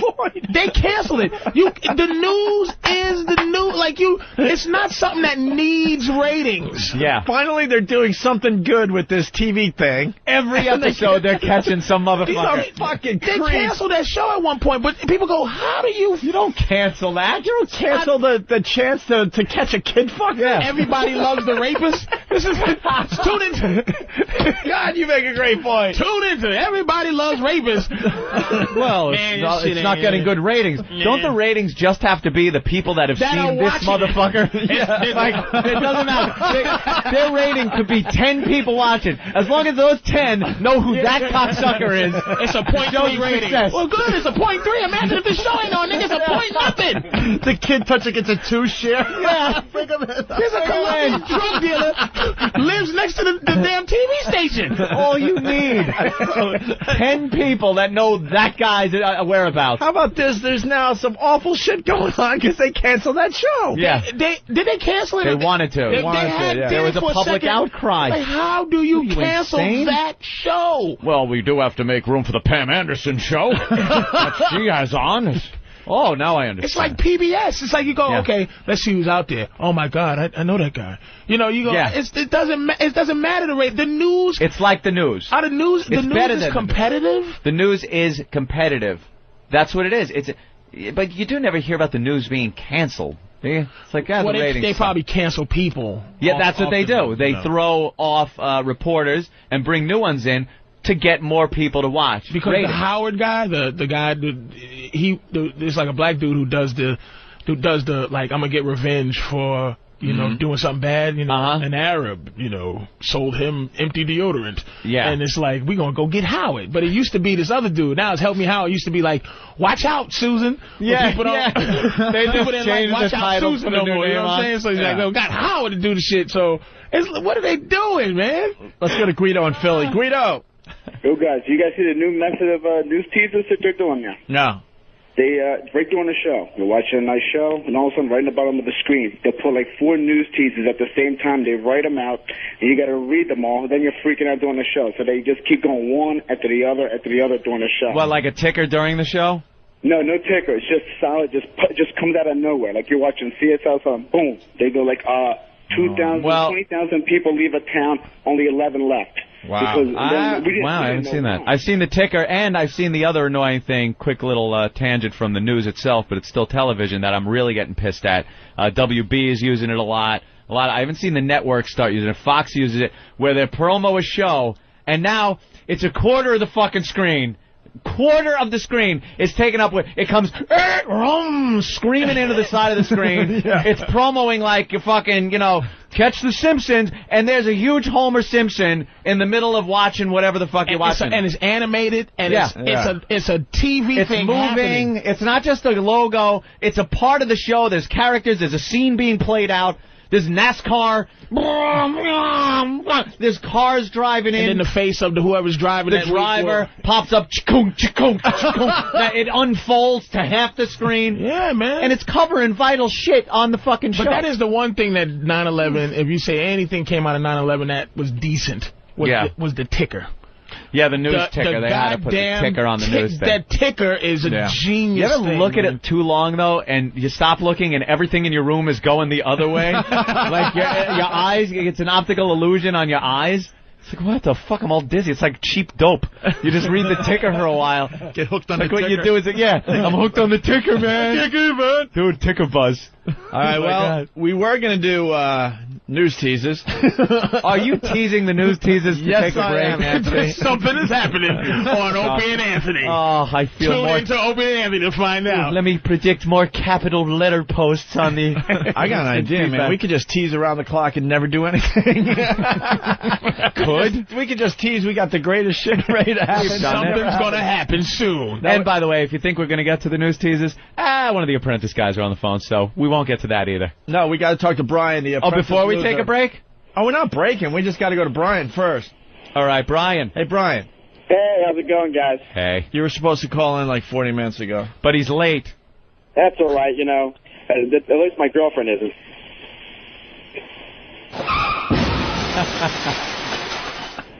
That actually wasn't that bad. It was quick enough where it covered up. Hey, this is my first time talking on satellite radio. This is awesome. It is. You can even curse. I know, it's awesome. Can I say a curse? Yeah. Go ahead. Ah, shit. There you go. Oh, wow. You didn't even want to go for the gusto and drop the A-bomb? What did you say? You could drop the A-bomb if you want. You know, the mother of all curse words. What's the mother of all curse words? It's an A. Starts with a C, ends with a cunt. Oh, no. I'm not going to do that. We call it the A-bomb. Yeah, that's the A-bomb. That stops every argument in its tracks. That's the big one. You should have turned to Trump and just called him that. Right. You're fired. Yeah, there you go. Yeah. Yeah, I'm waiting for one of you guys to talk back to the big guy. Hey, Marcus did it last week. I was kind of impressed. Yeah, he kind of did, I guess, but he's a babbling idiot. He's Toolie McToolovich, president of Tooltown. Did you enjoy your Did you enjoy your time on The Apprentice there, Brian? You know, I had a great time. It was an absolute blast, great experience. Had some great opportunities come from it, and I have nothing but good things to say about Mr. Trump. Ooh. Well, you're hoping to still get hired, obviously. Yeah, exactly. But even though, you know, he kind of bashed me in the boardroom, I dusted myself off. I got fired. I still work for my family's third-generation printing company in New York City. Uh-huh. And what's the company? It's called the True Type Printing Company. It's a third generation, 75 years old. A printing company? Yeah. The 21st century. Man, we gonna put these word processing motherfuckers out of business. The Acme Cotton Company. We're not willing to give up the fight yet. Mike got a few tricks up our sleeve. Microsoft Word. That word shit. Me and the whiteout guy got something going on you don't know about. I'd like to introduce you to the phonograph. Mary had a little lamb, her fleece was white as snow. I gotta tell you guys, though, actually I'm doing a more innovative thing. Actually, 5 of the guys in the show came together. We figured if Trump can pick 18 great contestants, we could take 5 of us, and we started a men's grooming line. It's like the best men's shaving and skincare line out there. It's called Amenity. And Amenity, I got it. It's got the word men in it. That's clever. Exactly. And it's actually available at Barney's, New York, currently right now. We're the spokespeople for it, and you can get it online at getamenity.com. Everybody should go out there and go to getamenity.com and pick up a sample. Is your typesetter printing up flyers for it right now as we speak on the printing press? Do you have a little child with a big cap on selling your... Extra! Hey, mister, this is Amenity. Right outside of Barney's. No, but I want to know. Guys, I really want to know. Big crippled polio braces on his legs. I want to know from you guys. Who did you guys think were the hottest girls in the show? So I want to hear your opinion. I like the chick with the crutches that broke her leg doing the Islanders thing. Rebecca, she's very cute. She's very cute. Yeah. She's Jewish, just like me. We got along very well. Yeah. What happened with the whole Star Wars thing now? It seems like you guys dropped the ball. Well, here's what happened. I've never seen Star Wars. How could you not see Star Wars? Oh, I'm going to hear it from you guys now? I'm going to hear it from you guys? But that's just it. Everyone must be saying that because it's such a part of popular culture that, you know, it's almost weird to have not seen it. Yeah, how old are you? Listen, I'm 24. I haven't seen it because I'm not a geek like you guys. I mean, I don't. Brian, you have no idea. It's not so much geek. It's not a geek movie, though. I understand if I had models of Star Wars craft hanging from my bedroom ceiling, Right. Bad example. If Opie had models... Well, just like his family business, his movie watching, he's way behind. Yeah. He's still I've seen Citizen Kane. Yeah, he's still watching that first movie where the spaceship crashes into the moon. Buck Rogers in the 21st century. I don't get science fiction, and I'm glad that I was fired for not because I was not creative. I was fired for missing a meeting. I was late to a meeting. Yeah, but we talked about that. We're New Yorkers here. You're dumb, man. No, first of all, you're from New York, and you decide to leave. I maintain the fact that it takes 15 minutes, around 15 minutes to get from 50th Street to 26th Street. There's no question about that. Absolutely not. Especially in the business world. You're not a radio guy like us where we could be late for shit. In business, it's all about being on time, so you leave a little early. If you get there early, then you go to Starbucks or something. Well, here's the thing. We were doing research because we had no idea about the movie, so we want to know what the hell is Lucasfilms. What the hell is Lucasfilms? He's trying now to be you're extra kidding, cool, right? Yeah, he's trying to be extra cool because he knows who Darth Vader is. He knows who Luke Skywalker is. It's a part of culture. Dude, it's not like a geek thing. You can't be in business and not know what Lucasfilms is. Well, that's not true because, No, it is true. No, it's not true because, Josh, who got fired 2 tasks ago for Dick's Sporting Goods, he has never seen Star Wars also. He called me last night. He's like, bro, I kind of feel for you, man. I've never seen Star Wars either. But, I mean, not know what Lucasfilms are, even if you haven't seen Star Wars. I'm exaggerating. All right. Wait. Hold on. Let me ask you a basic question. When they gave you this task, right? Yes. Couldn't you just go home that day and fucking go to Blockbuster and get the movies? Okay, well, the thing is, you have about 48 hours to come up with the concept and build it. 2-hour movie, okay. So you don't have time to watch 2-hour movie because you have deadlines. Dude, you throw it on the background while you're shooting around your ideas and stuff. But when the whole premise of what you're working on for 48 hours depends on a knowledge... They gave us a copy of the DVD. They gave us a copy. Oh, they did? Yeah, and we watched the trailer and we saw things like that. But you got to get a full grasp of the actual franchise. So it's not really about the movie itself. It's about the Star Wars franchise with the Battlefront 2 and the Revenge of the Sith. And, you got to know why the characters are the way they are. And quite frankly, I really didn't Have you heard of the Internet? I know you're still in the printing press. I know you guys are still doing the printing press thing, but the Internet, you get the Cliff Notes. That's why we were late, because we were on the Internet. What's his pop culture I got to ask, Brian, what movies do you enjoy recently, let's say? Recently? Yeah. I liked the 40-Year-Old Virgin. That was a pretty funny movie. All right. Oh, boy. Well, it did well. People kind of liked it, but, a little... I like comedies. I'm a big fan of comedies. Science fiction doesn't really float my boat. No, big effect movies, Terminator? Really? Terminator, things like that? I like Terminator. I like drama. I like comedy. You guys ever seen the movie Boiler Room? No. Yeah, that's pretty good. Aliens? Alien. It's science fiction. I've never really seen Alien. I think I've caught it on HBO for like a half hour. And I'm like, this sucks. I'm turning it off. Wow. You turned off Aliens? Do I what? That's impossible. He didn't, yeah. You can't turn off Aliens. He didn't turn off Aliens. He's doing this to be hipper than hip. You know what? This guy walks around and does the gun fingers. He does that when he meets you. I can tell. This is bullshit. He goes, hey. He makes a click noise, and he points at you, and he calls you Skiddly-Woo and Chief. Fucking lying ass. He turned off Aliens. You can't turn Aliens off. I've never really seen it. Oh.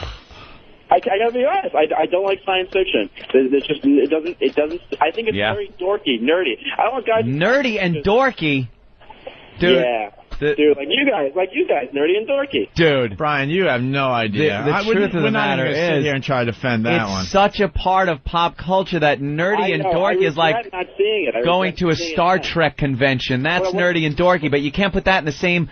What I will tell you, though, is that because I got fired for not seeing Star Wars, I sure as hell now am never going to see Star Wars. Wow. Oh, wow. You're really making a statement. You'll show Lucas. You'll show him. Yeah, I'll show him. Here goes his $8 from me. Wow. So Brian, what do you, I don't know, what's your goals, I guess, for the future? Did you learn anything from The Apprentice, I always consider The Apprentice a crash course to MBA. I think I've learned a lot of business skills. I've met a lot of great people and a lot of great contacts. I had the opportunity to talk to you guys, which has been my all-time dream in my world. Oh, my God, I'm so happy. Shut up. I don't think this is going well. Where did we get off on the wrong foot? You're always going to get off. You're always going to get off on the wrong foot because this is Captain Confidence. This is This is boardroom. This is Wall Street. This guy, you got to catch him and look at him to get this. Hey, skiddly, pow, smash. This walking around with he has a little like instrument that has special effects, sound effects that go boom, boom, and whoa, zero. That's one thing I get from watching The Apprentice. Thank God I was. That fake confidence horseshit. I wouldn't hang out with any of these guys. Yeah, these cornball, phony confidence. There was a time in my life I'm like, man, should I go the suit route? Fuck, The Apprentice show is reminding me absolutely He's not. so cool, but he won't say anything about the guy that called him a dick on TV. He won't say anything about Trump's hair, nothing, because he might get a job with him. Trump has a little bit of temporary Alzheimer's. He comes in and he says one thing, and the next day he contradicts himself. Like the boardroom stuff, I feel, is like a game. I mean, he comes out and he's, Brian, I'm very disappointing, why are you this way? And he drills home certain things. He talks about homosexuality, and all of a sudden, if you knock those down, you see Bob Barker sitting in that wheel, and it's like a game show. It's a freaking game show. You know what, though? It is. He doesn't even have time to watch his own show. He doesn't give a crap. He doesn't. He doesn't even know. He didn't know I was the project manager 3 weeks prior. He's like, you were the project manager? I was like, yeah, you said that you were very impressed with me. He's like, oh, I didn't really realize that. Well, yeah, he doesn't have time for this bullshit, man. He gets the cliff notes, he goes into the boardroom, says a few things, and he moves on. Yeah, exactly. Then he doesn't even remember your name, Brian. Comes his hair, goes up to the suite and fucks Melania. He doesn't remember you. Yeah, exactly. He has no idea who you are. Well, he does now. I mean, I've spoken to him. He does not know who you are. Well, I actually spoke to him yesterday before I got fired. I spoke to him on the phone. Is he looking at investing in a printing press company? Where can we pick up the Felonium Gazette with the 7-page? Wherever it is, who gets it? Do people work there? It's like third generation, you said? Is it like ink on their hands and stuff? And steam? We don't use ink anymore. It's all digital presses. Oh, yes, I picture like pistons and steam. No. Extra, stop the presses! Someone put coal in something. There's coal being loaded. State of the art. All right, here's the big question for Brian. Brian, what's your goal for the future? My goal. I saw that coming a mile away. What's your goal for the future? Hey, Rocket Man, boo-doo, bam, smash, boom. Hey, and like his friend Dean, he calls him Dino. Yo, Dino! Yeah. Hey, lunch? You want a lunch, man? Hey, Anster! Hey, Oster, what you guys doing after this? Poop, ham, boom. Let's go out to come on, dude. It'll be a great blast. The Deanster. Hello. You guys hang up on me? No, not at all. What happened to your phone, Brian? Are you on a cell? No, you just said hang up. No signal problem. Are you on a cell? Where are you calling from? I'm calling from my cell phone, right up downstairs at NBC Studios. There must be a bad connection there. Anytime someone calls from down there, because we took a call from someone from Seinfeld there, and anytime they call from there, it cuts out. Yeah, Brian, we were just fucking with you. So what's your goal for the future?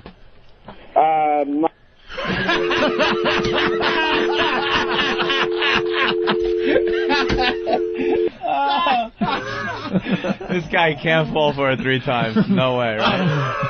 What are you thinking? People are saying he's really stupid. He might be that dumb. He'll be back. Yeah, that's what I'm hearing. You think? And you think he'll be back for a third? Because one time it could be the signal. Twice it still could be, especially we say it was the signal. If you have Ben answer the phone first, he'll believe it. Yeah. Yeah, well. Sorry, we'll put you right through kind of thing. Yeah, well, all right. Oh, my God. I'm waiting, but... What a tool. Let's go to Corey. We'll stall a second here. Corey from Monroe? Yeah. What's up, Corey? What's up, boys? Hey. I have a news tease for you. Okay. You're listening to the radio, and all week you hear, on Friday, the arch enemy will be revealed. Well, no. You're right. That's exactly it. It's not a tease. All right, it really isn't a tease. It's You're just a big tease. It's a rescheduling. It's just got to be done the right way, that's all. All right, love you anyway, guys. That guy was putting geeks and nerds and dorks in the same category of anybody who watches any science fiction. It's just he's trying to invent a personality. Yeah, he's not sure what. He's Turn 24. off aliens. He's goofy. Oh, He just fuck graduated. outta He's trying to be impossible. He's trying to be too cool for the room when he doesn't even know what cool is. Exactly. Bang, bang. Finger air guns, and they exist. Never listen. Hey, man, so how's your family? Man, my mom's not doing well. Bang! Schooling pass! Let's take a break. I got to get those TPS reports in. Pew, pew. I'm going to go to the Deanster.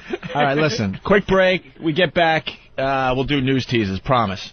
All right, and then we got to figure out if we do Tyra Banks' stuttering special or, well, we got... I want the stuttering, but I also see Regis Philbin's Christmas songs. We could say that for next week because we got... Yo, why? Well, because we got Patrice in here and there's a black guy that wants Silent Night. There's a black guy that wants to get rid of Whitey. That could be good, too. Oh, that'll be delicious. Isn't that just every black guy? And can I but we get the black perspective today. I got a long drive today. Can I please get somebody to get me the bum blues? Oh, you want that one? Please, can I get a copy of that? Grey Wolf. I beg of you. Why don't we play the Grey Wolf thing again going into break? Good God Almighty, that touched me, man. I drank last night. Get Patrice a tissue before you play this. This is a homeless guy that sang off the cuff on our show one day, and Drew Boogie put it to music, and we really believe with just a little more help, this could be a huge hit. I'm telling you. Hit it. Let's see how this comes out. All right? They're right there. All right, here we go. I got to break.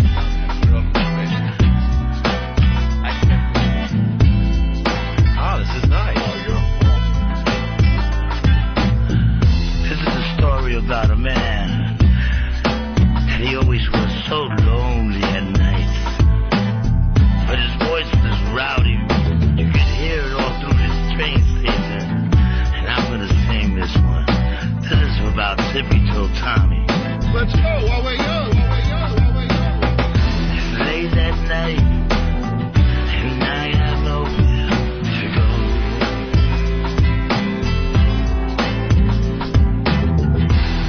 My money's gone and also all my friends. And the cop says to me, "Hey, you smell bad, get out of here."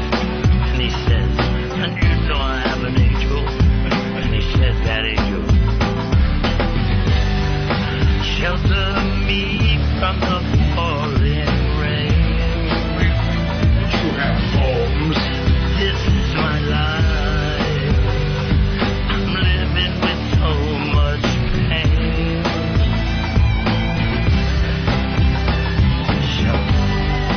Shelter me from the falling rain. You have homes. This is my life. I'm living with so much pain." That's just a little piece. Hey, we were in the city. What the hell was that? Hammerstein? I don't know. They're great live. Live, unbelievable show. Just the crowd going animal. Hey, I just got a little communique from someone that's up there in the organization. So did I. And they're talking about these cubicles and how they're going to go away. How high up was your guy that you were getting a communique from? I think your communique was higher. Oh, okay. Because Eric Logan called you. Doesn't he know we're doing a radio show? The door is very important. I know it sounds like we're not really doing anything, but we're actually doing. Elo said he was listening and going, I know you got to go, but he just wanted to keep me informed that the door is on its way. You know what he told me last night?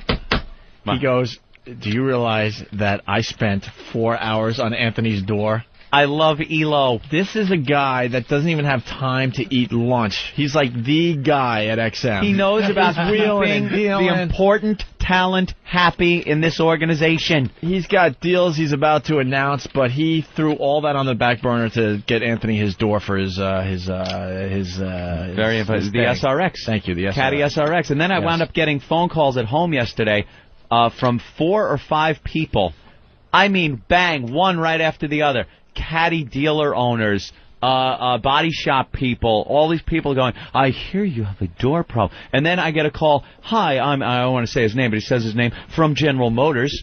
I hear there's an issue with the door that I am just sitting, and I'm fielding these calls like, and you're just comfortable with that whiteness. Oh, I love it. I wouldn't even. Patrice, the entitlement I feel. God, why don't you buy a yacht? I'm thinking about it. He'll get there. He'll get there. Oh, with a sweater with an anchor on it. That's what I'm gonna do. Another sweater tied around your neck. Chris in the boat, Pookie. Okay. Big boat. Oh, man. The teak on my boat is not varnished properly. I'll be all angry. Anthony's like, that's more like it. Here's what I would do. I would go, you effing phonies, you calling me, you knew this, I've been, and all this, I would let them know that they're being phony, but you're like, now that's getting things done. I'm getting things done right. Getting things done right. I don't care what perception people have or what they if they're being phony in helping me in any way. If any of that stuff happens, as long as it gets done, I don't care. Who do you call when your air conditioner's broke? Do you even think about doing it yourself? The guy. I've called the guy, whoever the guy is. It's an air conditioning place. You don't even think about doing an air conditioning. He was an air conditioning guy. He was the ultimate working class dude. Here's how it is. Do you still remember how to do that? I would absolutely be able to go into an attic on a summer day and bring from nothing, where there isn't even a hole in the ceiling for a grill, nothing. At the end of the day, you will have central air conditioning, and it will be running quietly and cool in your house. I could do that. But now, and I could still do it, I won't even change the fucking filter that goes in the air conditioning. I would make the landlord come over and change the filter. I will call the guy who had to come. This guy schleps his tools over, and I go, there's a condensate leak. There's the water that comes out of an air conditioner. It's got to be taken out of your house. Sometimes it leaks in the attic and makes a little bubble in your ceiling. Had that happen, call the guy, he comes with his tools, and I'm looking at him going, that was me. That was me coming to the house. Anthony's like an old slave, man. That's right. He really is. You know what you are? You're hunky rich. I'm hunky rich. You're right. It's like I buy rings and things. Like, what white people, what I do in jewelry, you do in entitlement. I enjoy this. He's an old slave. You buy shit, he ain't and I just just cotton anymore. don't work. He knows how to do it, but he's not going to actually go out and do it. I do it, yeah. All right, listen. Well, let me tell you something. I used to put in the air conditioner way back on, I believe it was 37. 1930 and 7. I went out there putting in the air conditioning. But not no more. Not no more. I let other people do it for me now because I got the respect and entitlement that I so deserve. That's me now. And I talk like that Steely guy went. Hey, someone find out what Francine's going to do for us today, because we're going to have to blow off someone around here. I saw her in the office when I went to call Elo. And Than is sitting there, and she's going on and on about something. And Than, I swear to you, if there was any sharp object in there, he would have put it through his head. Oh, great. That's awesome. He is freaking out in there. And he's polite as anything. Shit. She wants to do the news. All right, we got to do news teasers first. We're going to try to do What did we say we were coming back with? You promised. News teasers. We're going to do that. We got to do like a speed hour. I'm telling you. We got to do a speed hour and get through some of this shit that's in front of me here. Because there's some great stuff. We got to do the black guy that wants to get rid of Whitey. We got Francine. I mean, just cover instant feedback in one fell swoop. Could Francine come back on Monday? But fuck yourselves. I worked hard for a living. I worked hard all my life, motherfuckers. They're calling you Anthony Stern. Oh, yeah. They're calling me. Relax. Ramon, change my filter. Bastards. I worked hard. All right, here we go. News teasers, Anthony. So we gave you the explanation what this is all about, right? Yes. We're still looking for the greatest news tease of all time. So far, this is in the lead. And we're looking for you guys around the country to send in the news teasers from your local news. No one's doing that for us. No, do it from around the country. Please. What makes a great news tease is, and why this is such a good example of a great news tease, it's panicky. You hear it and panic. And there really is such... It's something that really probably isn't going to ever happen. Sure. Patrice, listen to this one, so... One city wants to pack all their sex offenders into a 3-block area. Problem is, it could be right next to your house. What the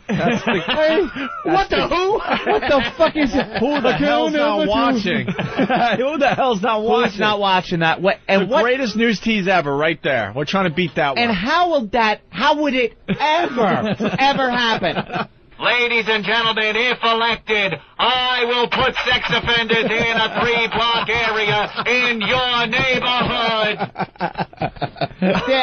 There's no politician, no guy in charge that is going to make a 3-block radius of sex offenders in a neighborhood where it's like, here's Maple Street, and on the odd side is the self-respecting working guy, and well, there's just a bunch of pedophiles, kid touchers, rapists. He's thinking about calling it Escape From We'll Tell You What City. Trench coat stores popping up all over the place. Kurt Russell will be a special Snake Plissken will come in and tell you the city. He's got to get the people out. But anyway, that's where the bar is. We're trying to beat that news tease. We got brand new ones today. You ready to do this? Yes, I love the news tease. Here's the first one.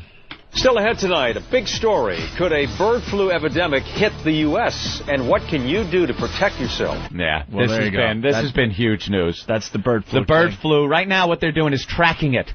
I've noticed now that Vietnam has gotten the bird flu. Yep. And they've had their first case in Australia, I believe. Something like that. And now they're just showing you, look, here it is. Here it is. One here, one there. It is. They're not saying that. And look, so this far, one's a little closer to the United States. And they're calling it a pandemic. Pandemic. But only 63 people died. Yeah. And I'm talking only should be applied to 63 people. And when it's worldwide, that's not a pandemic. I mean, if it's a fucking classroom and you say 63, that's a lot of people. Right. If it's worldwide 63.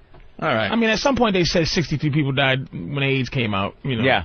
63 people died so far. Then it became what it is. But I don't think bird flu. Pandemic. And so far, it hasn't been passed from person to person. Right. Yet. It's only gone from birds to people. This is our new Y2K. In the end, it's going to be a bust. Or Ebola. It's going to be a bust. Remember Ebola was going to creep over? Oh, my God. Ebola. Huge. Do you know why I learned how to not be scared of Ebola? Watching scientists, got to give them respect. The reason Ebola will never be shit is because first of all, you catch it, and then you die. There's no chance. That's why it's not going to be a big deal. You're not sitting there at the airport. 2 tickets to Pittsburgh. With shit and blood coming out your ass.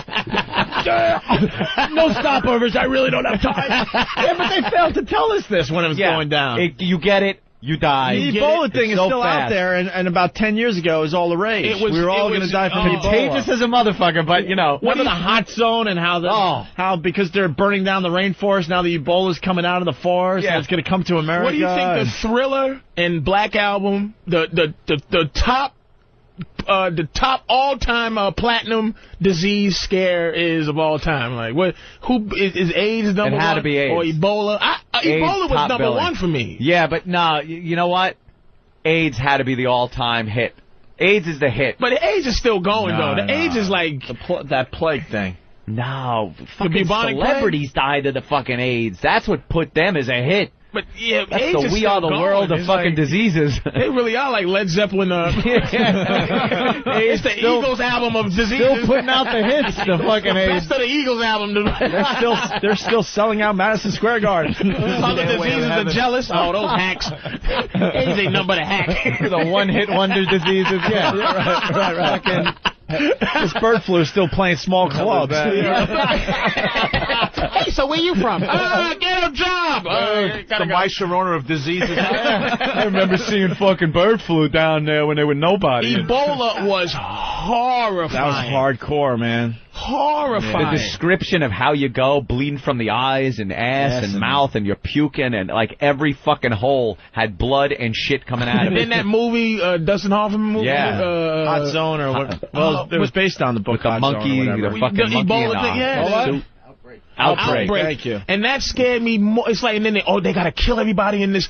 But if I have Ebola and you have Ebola, we both are dead in tomorrow. Yeah. That's why it's only like fucking somewhere in Africa. One little place gets Ebola. No one else has got it. You never hear fucking, we have gotten the Ebola. It's never France fucking. Holy shit, mate! I got the Ebola. It's fucking. It never leaves the clicking, talking guys. Oh, blue God! That's the AIDS of Africa. You go, you take a bitch out, you go, hey, baby, so, If AIDS wasn't the AIDS of Africa, that would be the AIDS of Africa. Oh, man, that's good. That's good. That is a fucking petri dish over there. Let's go to Kansas. George, what do you got? I'm terrified of mad cow disease still. Oh, the mad cow disease. Yeah. Mad Cow had some hits. Mad cow had some hits. Mad cow still out there. Definitely in the mid to late 90s, they did all right for Everyone themselves. was afraid of eating steak and. They were kind of like the Pearl Jam of disease. Pearl Jam. They had a good run. Okay, it doesn't have any tribute diseases. No. But every so often, you still enjoy hearing about it. The mad cow disease still putting out CDs, but not as many people are buying them right now. Yeah, mad cow. That was a big one. Here's another news tease about the bird flu. Bracing for bird flu. Is New York City ready for an outbreak? Why some are saying no way. No way! And again, they use that perfect example why some are saying. Yeah. They did a whole thing on this of how they use these sources that are nobody. Don't exist. People are saying. Some say. And there's no accountability. They could blurt shit out where it's like, some are saying Martians are orbiting right now as we speak. Oh, some are, huh? But the whole thing you guys were saying about conspiracies, right? Do you don't think, like how you said somebody would snitch at some point? Yes. You don't think one of the newscasters, if they said, okay, say somebody, and somebody goes, well, who's somebody? We're making up. And they won't go, I'm not going to fucking do this. On a low level like that, they're keeping their fucking job. Yeah. They're just keeping their job. They're happy to be. You think any one of these, we give the news with dignity and respect, and we respect our... Not one of these motherfuckers is thinking of news first, my ass, my paycheck, my job second. It is their paycheck. The whole credibility factor and I love Regan's bit. A team you can trust. A news team you can trust. He goes, what's on the other channel? I don't like that guy. He's surly. I can't trust him. He goes, there's a fire uptown. Maybe. I can't trust this guy. Like, none of them. It's not about trust. They don't care if their fucking producer tells them, here's the copy. Some people are saying, oh, well, I'd like to know who the source is. Yeah, you want to know who the source is? All right, cash your severance and go find your fucking source. Jesus. Another disease, Frank in Florida. Frank in Florida.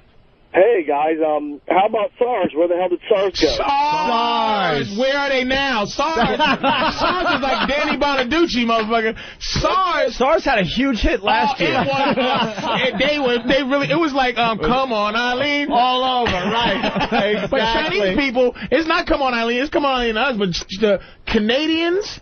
Yeah. It destroyed Canada's film industry. Yep. It moved filming to Vancouver because Toronto. No. It was in Toronto, and what's the Puerto Rican? Jennifer Lopez said, I'm not doing a movie in Toronto. The SARS. They moved movies to Vancouver away from SARS. SARS had a big hit. SARS had two big hits. Yeah. SARS was like Culture Club. The two-hit wonder. I'll tumble for you. VH1 did a whole show on two-hit wonder. Come, and I'll tumble for you. Brother Joe has a song about SARS. It's quick. Why don't we play this really fast before we move on? Hit it, Eric. This one. Joe, huh? That's a good one. These guys with their parodies, amazing. People are bringing up a few more diseases.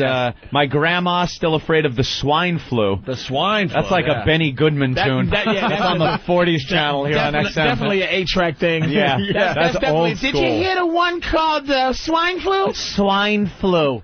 And then West Nile virus. West Nile? Come on, the mosquitoes. That still runs around making a song or two. Do you think, what is that like? Kind of a guy that went solo and then comes back? U2? U2. But that's huge. U2's like cancer. That's true. U2 doesn't go away. Yeah. West Nile is just, it's not, it's a, you know what it is? It's an underground hit. It was Nirvana before, like an indie Teen Spirit. It was like an indie band. You know, it's like, you know what? People get mad if you're scared of West Nile, they'll go, motherfucker, I was scared of West Nile 2 years before you were scared of West Nile. That's like if Kurt killed himself before Nevermind. Like it was going to be the thing, but something happened. But something happened. Like it's like tattoos. West Nile is. Hey, salmonella and any food eating salmonella, E. coli. E. coli was big. Dude, take this bit and run with this on stage, man. Run with this, because some comedian's going to grab this motherfucker. SARS is a genius one, man. That's definitely Let's go to Jack in Boston. Jack? Hey, AIDS wasn't scary enough. How about the super AIDS? Yeah, what happened to Super super AIDS? AIDS? Super For a AIDS. minute, yeah. For like 10 minutes, right. You know where that was from? That was from what drug that makes them go crazy? Methamphetamines? Oh, yeah, crystal meth? Crystal meth makes you crazy, and it makes you be able to fuck forever. Uh-huh. And they were saying that this methamphetamines was making super AIDS, and you nothing can cure it. It's just, yeah, because it was like crystal meth gay guys would just be banging ass until it's just poof. Like ground round. You know, you're exchanging fucking fluids. You can see a sensitive gay guy like, oh, ow. You know, be gentle. But a guy on crystal meth, he's just slamming that shit till it looks like a volcano. just pow. Like a sphere. Like an exploding cigar. Oh, that was man. Fucking brilliant. Was that on TV? Yeah. Oh, yeah. Yes, it was. Oh, yeah. What season was that? It's like this past season. Oh, it's this season? Oh, Yeah. okay. Yeah, they're just blowing it out now, man. Oh. And then, of course, on our old show, we had Stephen Lynch do the FBA song. Yeah. He doesn't like to acknowledge the song at all. No. Maybe we'll play it before the end of the show. Oh, my. Funny Everyone has AIDS. Hey, so... You've got the AIDS. I like the fact that they were able to get people talented enough to do that barbershop to sing those words, you know? Because I can't picture those guys going, well, that sounds like a fun little ditty. Let me get the boys, and we'll put our little straw hats and striped shirts on. Like the same guys that go through Disney with the banjos. And Mickey Mouse is a happy mouse. And, you know, let's just get him talking about fucking AIDS. Oh, like Barney from when he sang Soft Soap. Soft Soap. That's great stuff, man. All right, why don't we get back to the news teasers? All right. That's where we were, I think. Bird flu. Bird flu. There you go. There's a tangent for you. You think do you predict many hits for Bird flu? It's gonna have a good album. It's gonna have a good album. Yeah, it'll have the sophomore jinx though. Second CD's gonna stink. You think? Nah. All right, here we go. The next news tease. And they wanted to see Chicken Little, but they got a big shock. What a local theater show to a room full of kids. That's brilliant. Thank God. Yeah. It wasn't little at all. Chicken Little. Ja, das gut chicken. Ja, chicken fucker. Yeah. We happen to have the audio of what they showed at the movie theater. Yes, this is what they show the kids instead of Chicken Little.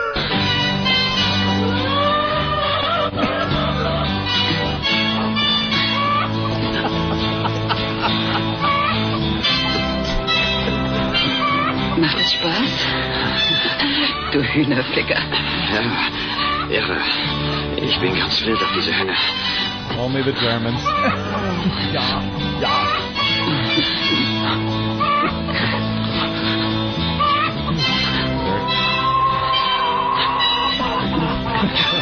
Tristan. Ja. Ja.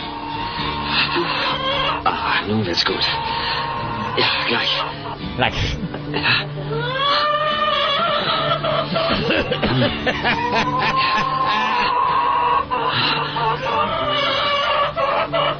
Hey, Mommy, this isn't Chicken Little. Oh, do you think they knew?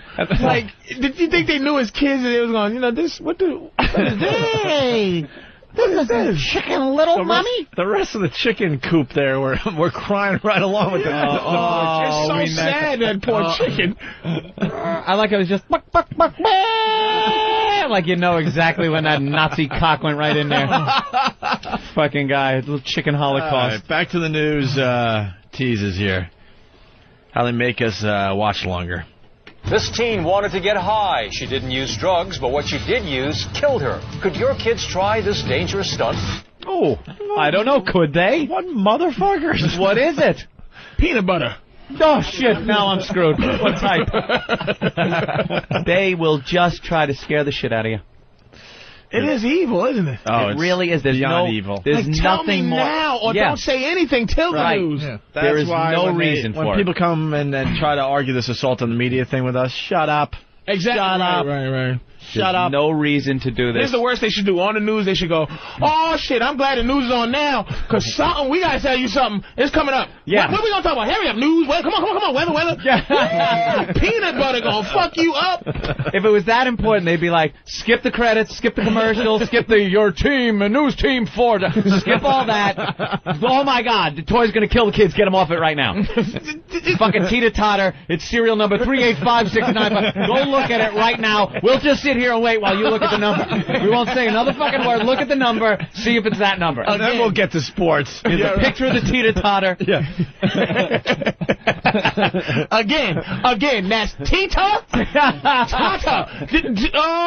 Fuck the weather. It's sunny out. You see what it's like outside? Screw the gay weather guy. We gotta get to this shit. Children are dying. Oh my God, we did it. We saved lives. Okay. Saved lives. Okay. There. What you want to talk about now? Not during the fucking TV show you're watching. Yeah, we love this. News teases. Here's the next one. Bus cops are after a busy burglar. This guy likes to target women who live alone. Find out where he's on the prowl.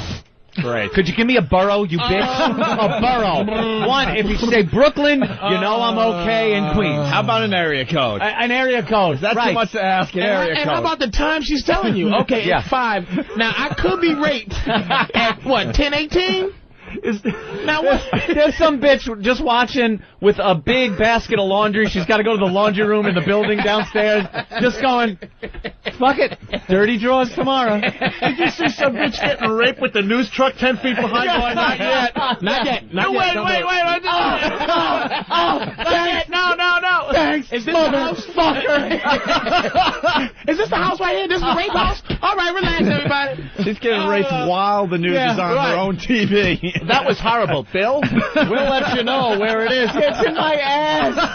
As she's doing the rape shower, finally she hears in the other room where this fucking guy was. Gee, thanks a lot. The rape shower. Oh, the fetal position. Bastards. Oh, damn it. Bastards. What'd you say, Anthony? Thanks. Oh. Thanks for the fucking location. Fuck. There was a horrible rape. We were the first here because we were 5 feet away. Looking at our watch. All right. News teases. Let's go with the next one here. It's about babies. Plus babies. A terrorist threat? See why some are being allowed on planes. Okay, Holy I can't even. crap. I have images in my head all of a sudden of exploding babies. That's all that conjured up in my head. Terrorists. Wait, are they using the babies, or is there a danger to the babies on the plane? Let's try this Is again. it a baby bomb? Let's try to figure this one out. Plus babies. A terrorist threat? See why some are being allowed on planes. It could go either way. Don't allow them on the plane because there's a threat to the babies on the planes because of terrorists. No, or they're using the babies as you know. As what? What could you possibly put in a baby? Shit, the fertilizer. I just feel that's not bomb material. That's my baby shit on it. So they took a shit. I keep thinking of Finster from Bugs Bunny. Finster, why are you going near the cockpit? Oh, Finster, baby! Finster, get away from that cockpit door! Finster, you're a naughty baby! Coochie-coochie! Coochie-coochie-coo! Coochie-coo! Whoa! Jesus, I was touching the baby. Oh, it's a midget. And he going through it. He goes, I just shit myself. Look how cute you are. Yes. Where are you and the baby? Oh, my God, your baby exploded. Coochie, coochie, coo. Coochie, coochie.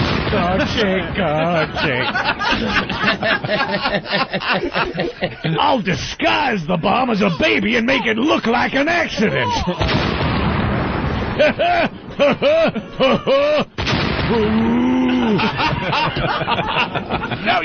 I gotta go back to the terminal and get another baby.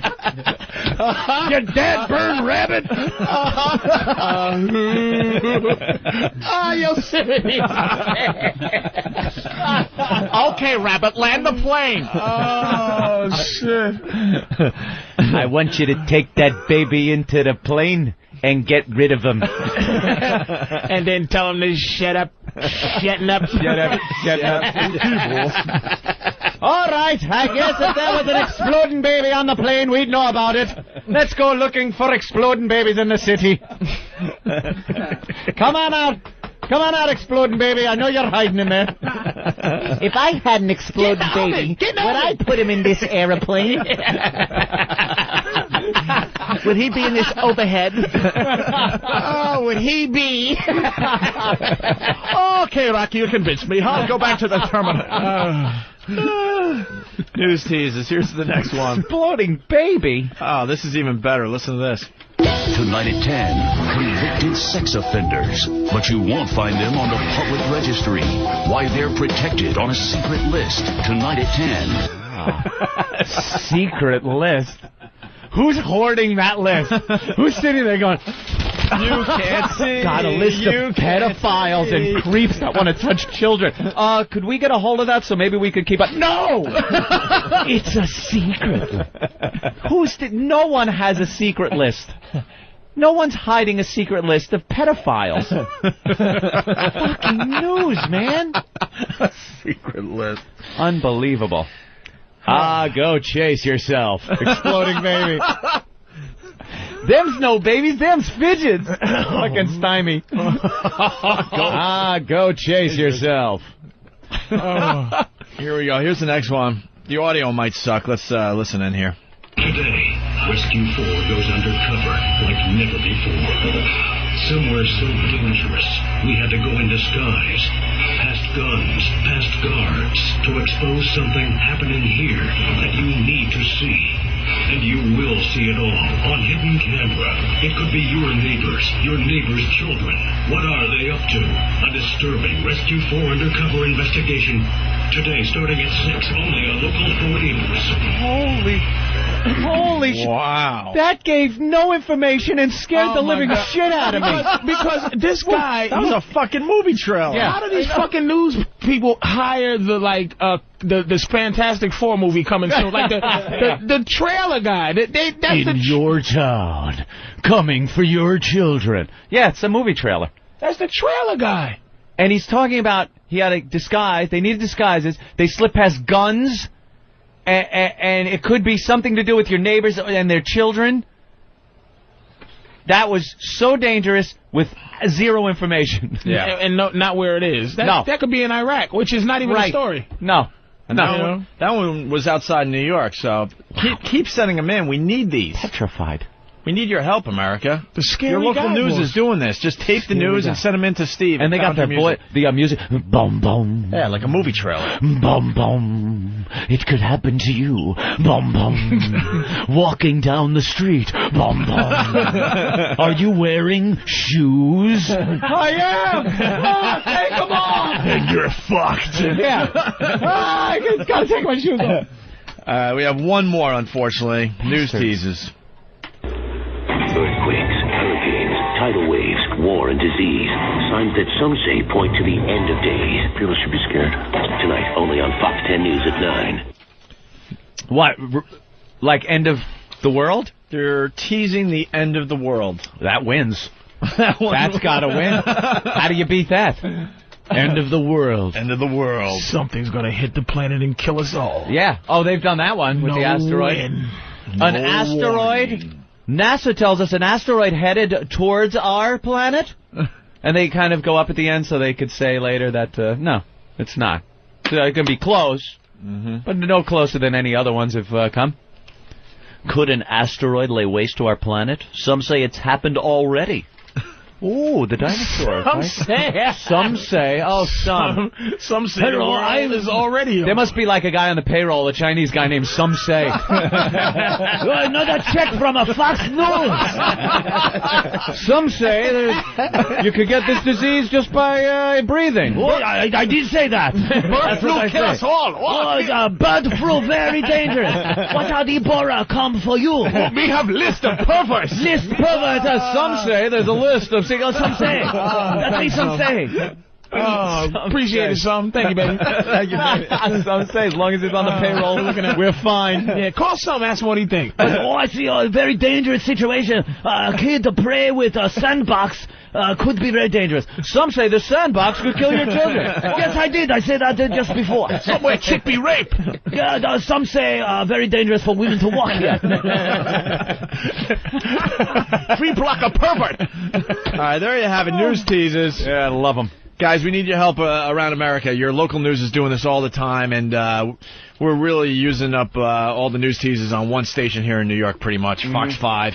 We could use your help around America. So Fox 5, it just whores with this. Just start taping your local news. When you get a good one, send it off to Steve@FoundryMusic.com. Steve@FoundryMusic.com. His email address is up on OpieandAnthony.com, okay? Right. We're going to take a quick break, and then we'll finish the radio program with Patrice O'Neill next. Oh, yeah. I want to thank Patrice O'Neill for helping us out the last 3 days. Thank you.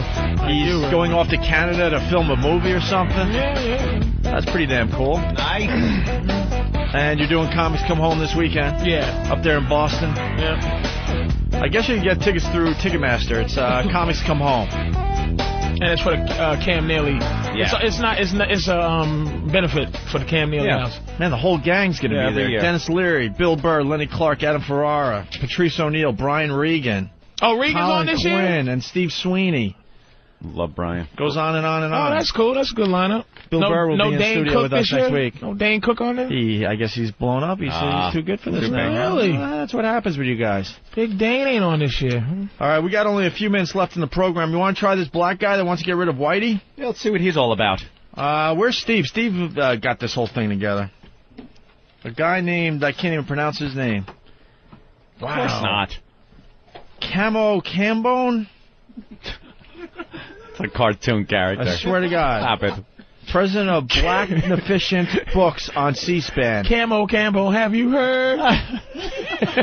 What the hell name that is? That's how he spelled it out for me. Camo, C-A-M-M-O, right? Yeah. Oh, camo as in camouflage. Maybe. Yeah. And then Cambone. And he was on, I don't know, he's president of Black Beneficent Books on C-SPAN.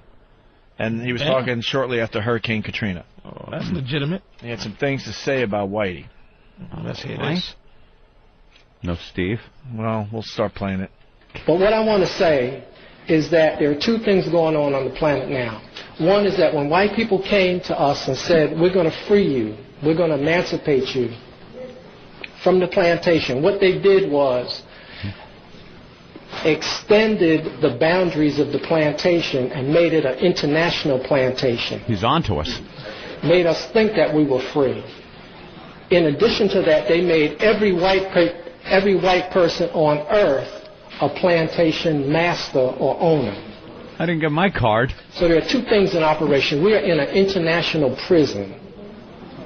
It's not just in America, but everywhere we go, our people are dying.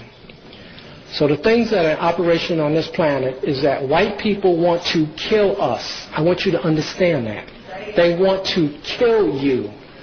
And it has nothing to do with what kind of degree you have, what kind of car you have, what kind of title you have, what fraternity you belong to, what religion you belong to. They want to kill you because that is part of their plan. Say it.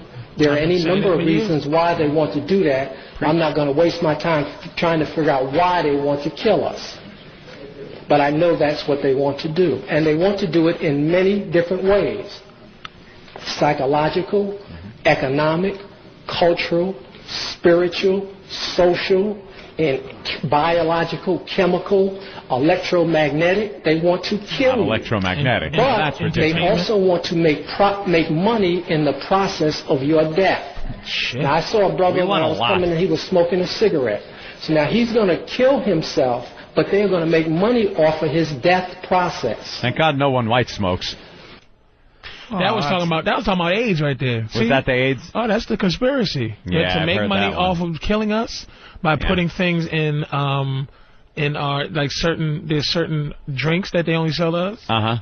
You know, anything that has a lot of colors and call it, you know, funky dookie drink like Honey Child Pop Soda. That's trying to kill us. The balls of just putting the name right there in Kool-Aid. Is like it's cool, baby. It's like it's got AIDS. It's got the word AIDS right in it. Cool AIDS. It's like almost AIDS. But don't you guys got your black scientists that will take all these products and take a look, make sure everything's George on the up and up? Washington Carver. You see what y'all made him? Y'all made him into a nut. Damn, this goofy nigga with the peanuts. Get out of here. Other guys are working on everything we do. Look, first of all, dude, we don't have time, man. We just want to feed our own families. Really? You work from 7 to 11. You don't have time to destroy the black man? Fuck no. At 12:30, after you take a nap, you don't think of nothing to do? Hell no. I'm home. I can't even do it from my home base. We don't have enough time, man. You guys are overthinking this crap. I don't know. We're just trying to survive, too. Well, you're low-level white people. Yeah. You're not on the radar of the white people that actually doing it. All right, we're not in one of those square states. But he said every white guy, you know, is in the club. Every white guy. We're all in the club. Hell no, man. You know? That fucking... All Whitey wants is to get laid and get a sandwich. That's all we want, man. I don't believe in all this either. I don't give white people that much credit that they can destroy my life, unless they shoot me like somebody else, but that they can is a master plan. Yeah. But, you know, I wish it was. I just wish everything, I just try to turn everything into blaming white man for some reason. Yeah. I want to. It's fun to do. Is it fun for you guys? Well, because the New Orleans thing, I was arguing with Keith, you know, Keith Robinson, and he's like, you sell out motherfucker. But I said, listen, Keith, you got to understand, Keith, I want to blame white people for Hurricane Katrina. Yeah. I just want to. But how do you, I'm like, look, if that was a bunch of white people in New Orleans and that happened, I mean, first of all, it's just Mother Nature was involved with that. So it's like, Mother Nature didn't pick the place. You know what I'm saying? Yeah, but we knew that should be an area to put the less fortunate. I thought it goes back to what we talked about earlier. We put the black people there? The less fortunate, the poorer people, you give them the worst areas in your city. You get a good view in Harlem. You get a good view uptown. But New Orleans was destroyed. Bourbon Street was destroyed. That was Bourbon Street wasn't as affected as people say. It was that 9th Ward there. Damn it. Yeah. And the 9th Ward was near the levees where, you know... But who put the black people there? It just black people put the black people Opie there. knows. You know, Opie, you higher on He's the higher level than I am. What happened? Tell me, man. Let me live at least. I get the memo. Help I get him the out. memo. Wow, here's a big memo. You think one of those memos would get out? Here's a big surprise. I flubbed the line. Jerry? The name of the company that the guy owns is Blacknificent Books, not Blacknificent. Oh, I'm sorry. Blacknificent. Blacknificent? All right, thank you, Jerry. Magnificent. Sorry about that. It's no surprise that I flubbed the line, though. All right, want to do a little more of this guy? This guy's angry.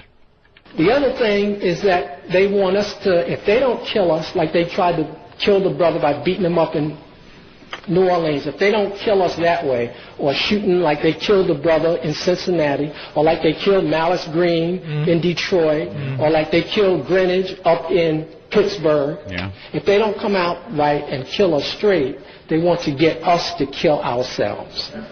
Now, these are the only 2 operations on the planet. That's right. The other thing is that there's only one nigger on the planet. I never use that word. This is the first time I've used it. I don't even think that word. But there's only one nigger on the planet. And the nigger that's on the planet is the one that is destroying the water, the one that's polluting the air, the one that is exploiting people and resources. And the only nigger on the planet is the white man and the white woman. And then our people are not niggers. We are imitation niggers. What? Who the what? I don't even know what that means. Shut up, nigga. I know. See? Shut the fuck. You know, you two niggas, shut your fucking niggery mouths, you two coons. We can say that. You can't. That's right. You don't understand the struggle. You know. We've been through. Wow, this guy is really turning some shit around. Wow, how do you turn that around? Nigga, shut up. You know you turn it around. How the hell do you turn that Shut your ass up, porch monkey. Keep your fucking nigga mouth shut. This guy's brilliant. I give the guy a lot of credit, but I don't see that catching on. Genius. Well, yeah. Genius. I don't see that one catching on. Wow. Now, when you say that, is it the NIGGA or the ER? Sometimes if it's the ER, we're gonna have a problem here. If I'm saying it, and I'm using it in the context, I'm saying it with an A. Right. When I'm copying a white person saying it, I use the ER. Right. When I'm pretending to be a white guy saying the word nigga. So you guys are giving us way too much credit. I don't give you none. Like I tend to believe it's a social thing, it's a money thing. I don't think people with money even give a shit. They worrying about their pool being clean. They're worried about it. That's what I'm saying. About it's their doors being delivered for to poor their cars. people. It's a trick. Racism is a trick against poor white people. It's to keep them focused that they should be a certain level in life because they're white, and it's the niggas' fault. And the white people that want to keep everything to themselves, they have to keep poor white people thinking that they should be like something just because they're white. More entitled. More entitlement. All right, we're running out of show. One more clip from this guy. We need one idea, and we're not thinking about a solution to the problem. We're dealing with all these other things, but these are diversions from the solution to the problem. And we have to start to think about a solution to the problem so that these young brothers and sisters who are here now, who are 15, 16, and 17, are not here 25 years later talking about these same problems. Now, how do I know that the white people know that we are going to come up with a solution to the problem? I know it because they have retina scans, they have what they call racial profiling, DNA banks, and they're monitoring our people to try to prevent the one person from coming up with the one idea. And the one idea is how we are going to exterminate white people, because that, in my estimation, is the only conclusion I have come to. We have to exterminate white people off of the face of the planet to solve this problem. That gets an applause break. I don't care whether you clap or not, but I'm saying to you that we need to solve this problem because they are going to kill us. And I will leave on that. So we have to just set up our own system and stop playing and get very serious and not be diverted from coming up with a solution to the problem. And the problem on the planet is white people. Wow. Now what you dead niggas got to say about that? You niggas are finished. Oh, man. That guy's scary, though. Like he's talking like he's reasonable. I'll tell you why he's scary to. He'll be scary to all white people because he's not sounding. He's not all. And we all read that, brother. He's talking all reasonable. Oh shit, we gonna kill a number of fucking hunky. He's saying, you know, we must exterminate white people. Can I have one of those delicious cream puffs over there? And now I will explain why we must exterminate. He's all rational. I have my 10-point plan. This guy's like fucking organized. I like how he got an applause break. For what would your people do if all of a sudden there was no white people on the earth? What would be the first thing? We kill each other, man. What would be the first thing you guys would do or take? Lighter black people would be the enemy. If we just went, if white people just disappeared, I don't know. Because it's such a, for this country, I don't know about the rest of the world, but for this country, if black people disappeared or if white people disappeared, both of us, we coexist in that plane. We need each other to fuel that kind of hatred we have for each other. It's such a vague, blind hatred that we love to have. I love not liking white people. It's fun. You like white people. You niggas make me sick.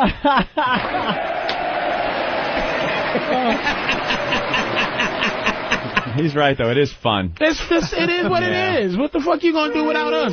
We'll end with this. There's nothing more fun than opening up the newspaper and seeing that someone was shot and killed at the 50 Cent movie. It really makes Whitey go, see? We must put things in that popcorn. Yeah. We must. The movies are dangerous. We must thing. put poison on their locks that they're trying to lock us out of their lives. Did you see that at the Fitty movie? Somebody got shot? Yeah. First day out. First fucking day out. And that guy didn't get the memo because it wasn't a white guy. White guy. You know what? That's what happened. If we got rid of white people, no more memos. Yeah. White people in charge of memos. Look at the fucking memos, and not one of them memos has ever slipped out. We're very good with those memos. Let's go to Rob in Connecticut. Rob? Hey, how are you, man? Hey. He said niggers, but actually my mother was Dutch. A little Blazing Saddles. Very good. Blazing Saddles reference. All right, let's say hi to Tim in New York. Tim? Hey, guys, how you doing? Hey, what did you learn on the show today? I learned that white people are the new niggers. Yeah, and it seems the blacks are the new Nazis. Oh, the blacks are the new Nazis. Yeah, that guy had some kind of a genocide thing going, a racicide. We got to get a little saying. Yeah. Sieg Pete. All right, here we go. We're running out of show. I want to thank my brother-in-law, Mike, for stopping by today and saying absolutely nothing. He had a mic in front of him the whole time. Yeah. You have anything, Mike? Not after abuse that guy earlier. I wasn't saying a word. All right, very good. And Patrice O'Neill, thank you. This has been a great week of radio. We had a lot of fun. Fellas. Thanks for having me. And we'll have Patrice O'Neill back in the very near Joseph future. Curry stopped in and said nothing. Hey, he said some things. I said some things.